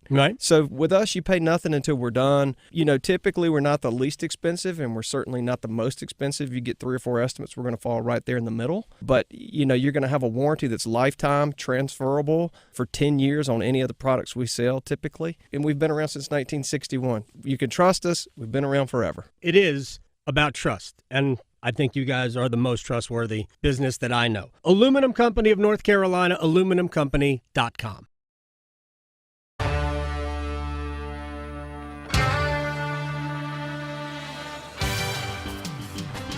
The Drive with Tim Donnelly, 99.9 The Fan. It is time to play the numbers game. We have Malik in Raleigh. We have Lewis in Dunn getting ready to battle it out in the numbers game with the winner getting some tickets to see Mary J. Blige at the Lenovo Center, including Neo and Mario on that concert card. As always, we need to ask a question to see who gets to go first. We'll pick our favorite answer. Malik in Raleigh, we will ask you first.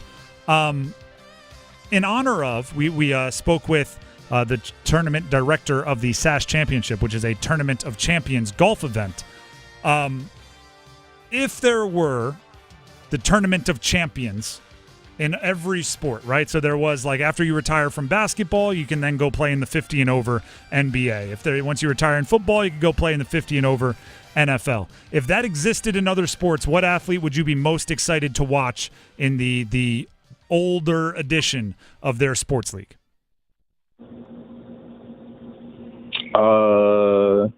Mike Tyson. Mike Tyson in a 50 and older boxing league? Yes. All right. Yeah. You know what? It's hard to argue with it. The electricity of a Tyson fight from way back when was pretty darn special. Lewis and Dunn, we go to you. Same question up next. If every sport had a tournament of champions like golf does, where you have to be 50 and over to play, which athlete would you be most excited to watch in the old man version of their league? It got to be hands down Michael Jeffrey Jordan.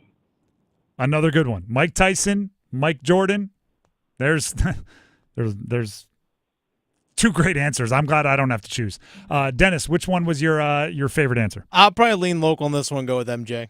The UNC connection. Yeah. Although I'm sure Mike Tyson beat up somebody from around here at some point in time. I'm sure he did.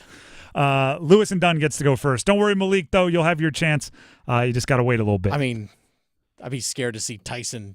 Tyson you might get to see. He's got like one of the Paul brothers he's going to fight, right? I think so. He's did that supposed fall to. through? Lewis and Dunn, are you ready to play? Yep. All right. The categories you get to choose from are NFL, D's guys, all players whose first name starts with D.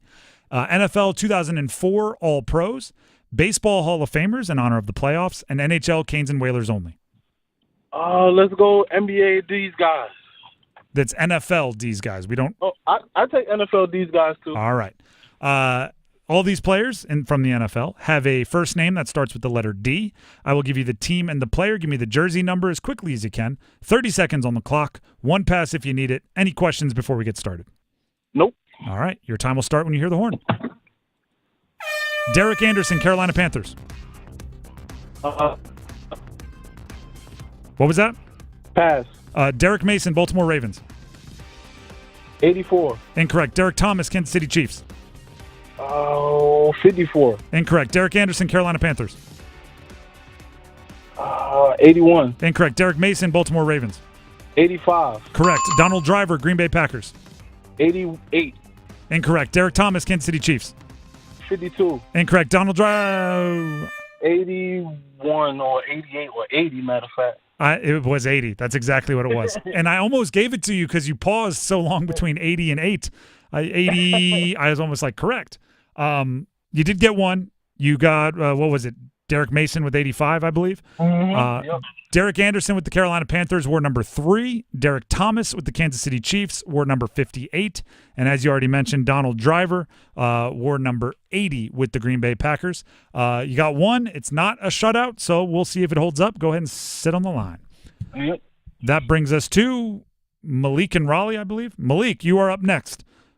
Are you there? Sir. All right. The categories for you to choose from are NFL 2004 All Pros, Baseball Hall of Famers, or NHL Canes and Whalers. NFL. All right. NFL, these are all players who were named All Pros in 2004. I will give you the team and the player. Give me the jersey number as quickly as you can. 30 seconds on the clock. One pass if you need it.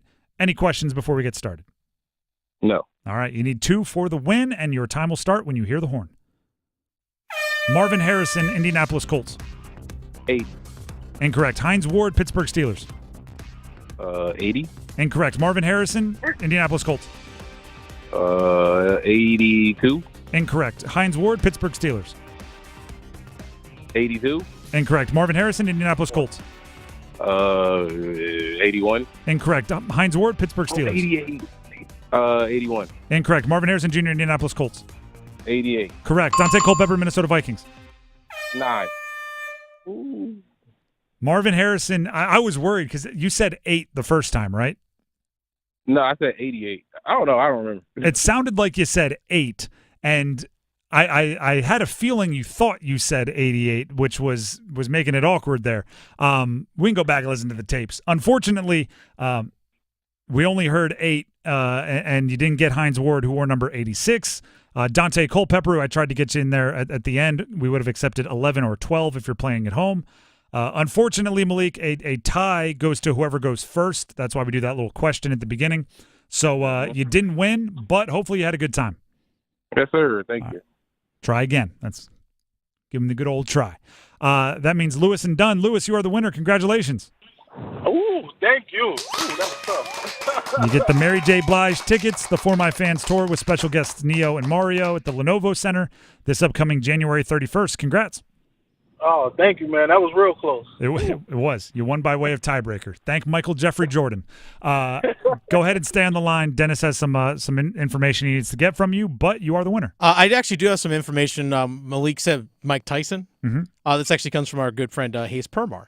Okay. Back in March 7th, 1987, Mike Tyson won the WBA heavyweight title against a man by the name of James Smith, James Bone Crusher Smith, from Magnolia, North Carolina. I said there's got to be one. Yep. So there it is.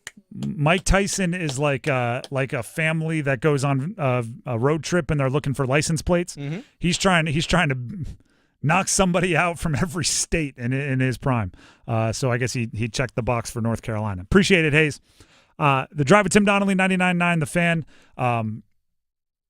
Before we move on, actually, a few pieces, a lot of like breaking news coming out today. Jackson Blake, the rookie forward for the Canes, who at the origination of their roster that needed to be cap compliant at 4 o'clock yesterday, was sent down to the AHL. He's been recalled. Scott Montgomery, the defenseman, has flipped spots with him. I believe we're getting a rookie in the opening day lineup for the Carolina Hurricanes. I believe Jackson Blake will likely be on that fourth line, and he will be playing minutes for a team that I consider a contender, especially for at least a playoff run. Maybe not at this point throwing the Stanley Cup on their expectations, but good for Jackson Blake, and it's something I've been asking for a while. What's the point of having a great farm system if you never call him up and let him skate? So Jackson Blake called up to the Canes. And another little piece of advice, or a piece of breaking news, Mike Garafolo, for those of you that are just tuning in, Derek Carr will be missing multiple weeks with the injury that he suffered yesterday in Monday Night Football for the Saints starting quarterback. Mike Garafolo of NFL Network is reporting that rookie fifth-rounder Spencer Rattler, former South Carolina Gamecocks quarterback, is a strong candidate to get the start in Derek Carr's absence, sources tell NFL Network. Look at all the news. Which could be a little bit of like mirrored poetry if Drake Maye and Spencer Rattler last year started their season in college at the Dukes Mayo Kickoff Classic against each other, and then they get their first NFL starts the same week under very different circumstances, but North Carolina, South Carolina, that's always going to be a thing. They're just linked, I guess. So anyway, that's just a little bit of breaking news from every different direction today. A couple pieces of news for you. By the way, we mentioned Bone Crusher Smith. David from our sales department just sent me a text message. Bone Crusher Smith used to come hang out in the studio where he used to work out in Myrtle Beach. Look at that. It's all the time. Small world. I know, right? Small world. Myrtle Beach, South Carolina, North Carolina, South Carolina. It's all connecting. It's all here. Spencer Rattler, Drake Maye, Mike Tyson, Michael Jordan. It's all one big North stew. Carolina is just the capital of the sports world. One Let's big call it what it stew is. being mixed together. Speaking of one big stew, sometimes that's what our comment section is online, so we're going to get to a little feedback frenzy to end the show. But first, here's Dennis Cox. Whether you're going around the Carolinas, around here, around whatever it might be on your motorcycle, make sure you stay safe. But also make sure you know who has your back. Dennis Cox here with my friends over at Law Tigers. The reason why I say make sure you know who has your back, that's exactly what Law Tigers is.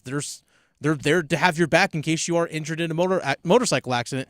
If you are injured in a motorcycle accident, call 1-800-LAW-TIGERS before you call your insurance company. But also make sure you just check them out online, lawtigers.com, even before you hop back on the bike once again. The reason why I say they have your back is because Law Tigers, they're part of that motorcycle riding community as well. They know what your bike is worth. They know what your gear is worth. They know what you're going through after you've been in an accident. Insurance companies, they want to pay the least amount possible. Law Tigers is there for you. And that's the reason why your case evaluation is always free. That's the reason why they do not get paid until your case settles. So again, injured in a motorcycle accident, call 1-800-LAW-TIGERS, North Carolina's motorcycle lawyers. Law Tigers is a network of independent law firms who are members of the American Association of Motorcycle Injury Lawyers. Law Tigers is not a law firm.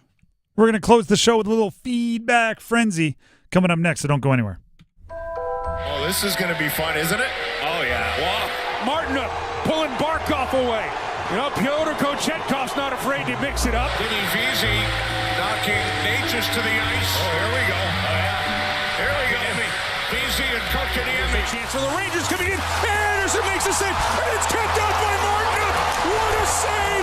Martin just robbed Lindgren. The season kicks off October 11th on your official home of the Carolina Hurricanes. 99.9 The Fan. It's bow time. It's not just football season. It's tailgate season. And that includes every kind of football, whether it's got goalkeepers or goalposts. The kick is good! Because it doesn't matter where or how you tailgate. When you've got crispy chicken and fluffy buttermilk biscuits from Bojangles, your tailgate is better than great. It's legendary. Head to Bojangles and order your tailgate box with boldly seasoned chicken, fixins, biscuits, and legendary iced tea today. It's bow time. Planning a tailgate? Then it's bow time. Bojangles has everything you need for the perfect tailgate, no matter how many fans you're trying to feed. There's the original tailgate, the super tailgate, and for a really big crowd, the jumbo tailgate special. And if you like your chicken off the bone, choose the Supreme's tailgate special that includes 12 perfectly seasoned tenderloin fillets. So grab the tickets, get that Bojangles tailgate special, and go. It's bow time. Hey everybody, Paul Eihander with 99.9 The Fan for FanDuel. Get ready to tackle the NFL action with FanDuel, America's #1 sportsbook. Because right now, new customers can bet $5 and get $300 in bonus bets if you win. Think about a SGP, just a quick one for the Thursday night football game. San Francisco at Seattle. Brock Purdy, over 200 passing yards. DK Metcalf, more than 100 receiving yards. And maybe a Kenneth Walker anytime touchdown. Just visit FanDuel.com/Paul. Paul with a capital P, and make every moment more this season. FanDuel, an official sportsbook partner of the NFL. 21 plus and present in North Carolina. First online real money wager only. $5 first deposit required. Bonus issued as non-withdrawable bonus bets which expire 7 days after receipt. Restrictions apply.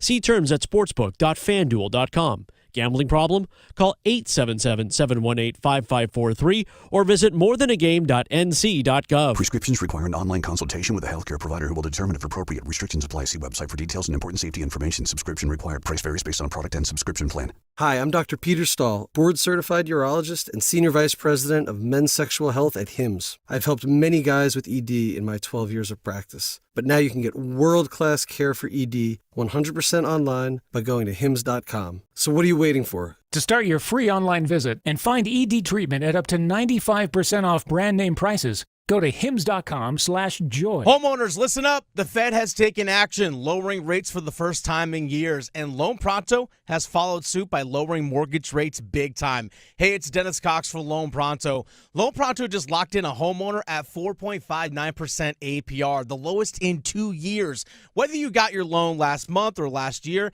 it's time to call Loan Pronto and dump that high rate loan. You can lock in a lower rate with virtually no paperwork and usually no appraisal. There's no limit on how many times you can refi, so get started. Even if you're in process with another lender, give Loan Pronto a call. If you act now, you can even skip your next 2 house payments. Purchase loans available as well, so call now.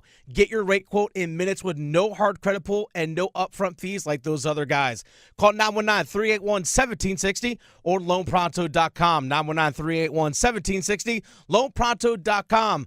Equal housing lender, NMLS 1661781, on approved credit, NMLSconsumeraccess.org.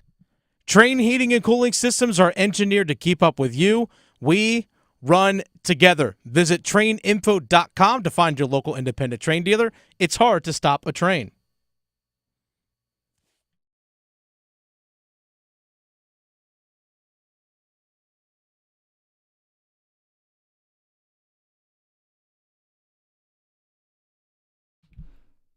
The Drive with Tim Donnelly, 99.9 The Fan.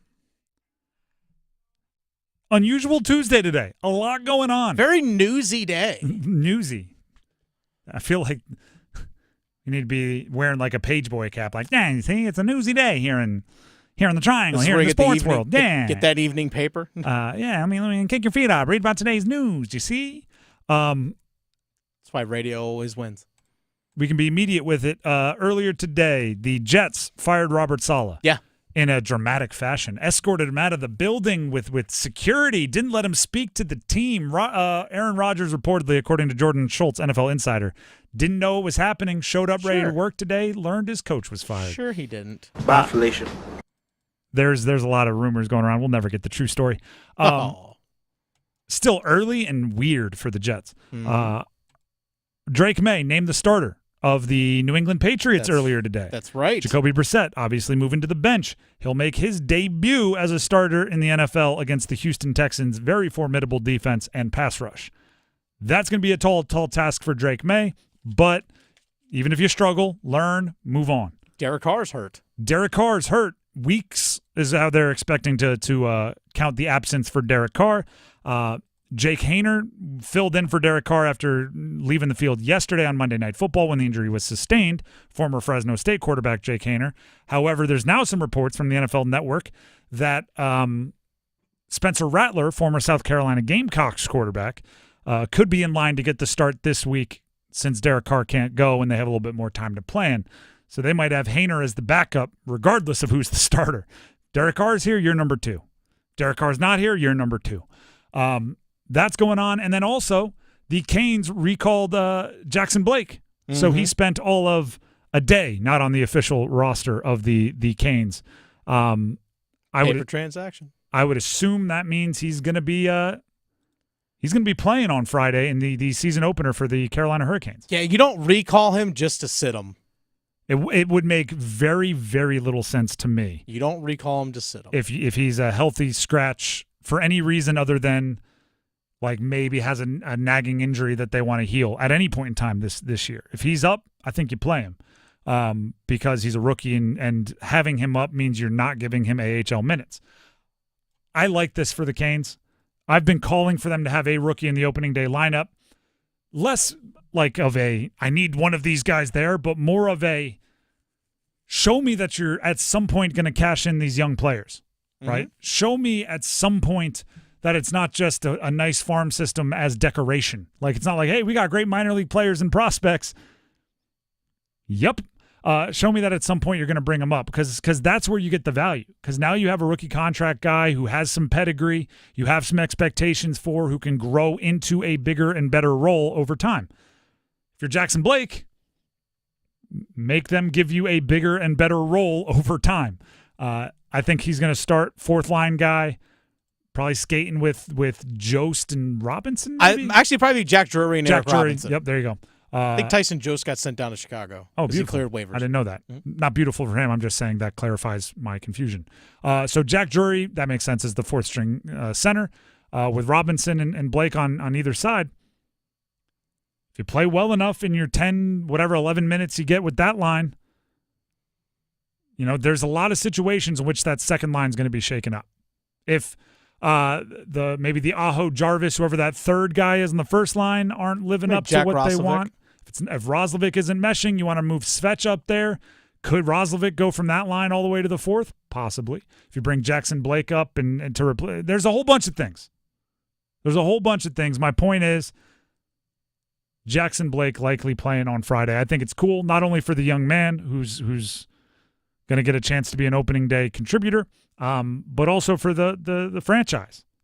Right? There's guys that are good enough to play in the NHL that are now going to start getting called. And I talked about this earlier. I was talking with Adam Gold, and he used the term like maybe it's time to stop thinking about Jackson Blake as a prospect.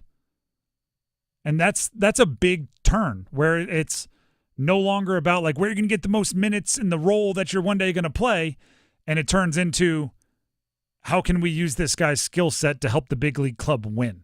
That's going from a prospect to a player. Mm-hmm. And that's what they're doing with Jackson Blake.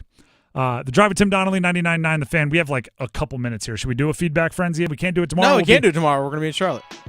Feedback frenzy. We apologize. I'll give you one good one. We'll do it as here. quick as we can. All right, this one comes from, Let's Talk. He says, Dave Tepper and our former GM Scott Fitterer set this team back a few years because of their bad decision-making. Everything starts from the owner, and it trickles its way down to the team. Numbers don't lie. Since Dave Tepper became the owner of the team, the Panthers have a record of 32-72, which is the worst in the NFL. Again, that's since David Tepper became owner. Hopefully, Dave Tepper let Dan Morgan and his staff make the decisions moving forward. I'm trying to find lies. I don't see any. I was going to say, you're not going to find me arguing with that. I do think it's, and not saying that commenters this way, I think it's a little lazy to just say all of the problems are David Tepper's problems. You can say they start there. You can say he set a culture. You can say that. But also, like, you had a Heisman Trophy winner that was overthrowing in routes. Like as bad as David Tepper was, or as much as he forced Bryce Young on them over C.J. Stroud, part of it has to be the player didn't complete the pass. Ike Ekwonu was a top 10 pick at left tackle. Last year, he was whiffing on a lot of pass blocks. Doing okay this year. Doing much better this year. Oh, yeah. And we've given him that credit. But I'm saying, like, it's not the owner's fault that a top 10 pick was whiffing on pass blocks. So there is a big slice of the blame pie reserved for David Tepper at every gathering, but there are slices of the pie for others as well. So I think it's important not to ignore that as well. The Drive with Tim Donnelly. Tim Donnelly here for Window Nation. Right now, buy 2 windows, get 2 free, plus pay nothing with no interest for 2 full years. How about this? This time of year, it's a great time to test drive your windows. This is something that right, like Justin came into my house, gave the whole presentation to my wife and I, but there are certain things that, you know, that they can't do, which is be there when it's hot out, be there when it's cold out, be there when it's raining, be there when it's windy. And what you want to do is test drive your windows, meaning open each one. Does it open correctly? Does it stay open? Is it hard to open? Do you see condensation or leaks? Are the windows moldy? Is there any cracking? Does it close correctly? And if you do that a couple times a week, for the next couple of weeks here, as it gets from, you're going to have hot days, you're going to have cold days, you're going to have rainy days, you're going to have windy days, you'll know if your windows are quality or not. And then you call in Window Nation if they are not quality, and you'll recognize that all of those things, the stickiness, the cracking, they're all signs that you're likely wasting a bunch of money in your energy bill every single month. And on top of that, you're not getting use of the windows, right? The opening, the closing, it's if you're not getting use out of them, it's going to be tough to enjoy your house as much as you can. So Window Nation, once again, buy 2 windows, get 2 free right now. Test drive your windows, then go ahead and give them a call, and you'll have that information waiting for them. Call 866-90-NATION. That's 866-90-NATION. Or visit windownation.com to schedule. Once again, that is windownation.com. We have Overdrive coming up next to talk a little UNC and NC State football. Tomorrow, Dennis and I will be live from Charlotte at ACC Tip-Off, talking with the coaches, the players that will make or break this ACC basketball season. So be ready for that. If you have questions, send them to us at Donnelly Sports on Twitter. We'll do our best to get them answered for you. Other than that, enjoy Overdrive coming up next. Enjoy hockey, which starts today, starts in earnest today, and get ready for Canes on Friday. It is a great week in sports, so enjoy it. Other than that, we'll see you tomorrow. Have a great night, everybody. Hey, Carolina Panthers fans, it's Dennis Cox from 99.9 The Fan. For all the inside information on your team, join me and my co-host, WRAL TV's Chris Lee, for our podcast, Panthers Playbook, presented by Carolina Ford Dealers. In every episode, we'll keep you up to date on your Panthers, and we'll do it with access only we can provide. Locker room insight, exclusive interviews, and in-depth looks at every Panthers game. Follow and subscribe to Panthers Playbook wherever you discover your favorite podcasts or watch on YouTube. When it comes to excellence, sometimes one name says it all. Sound Station and Security. That's not one name. True, but Sound Station and Security does so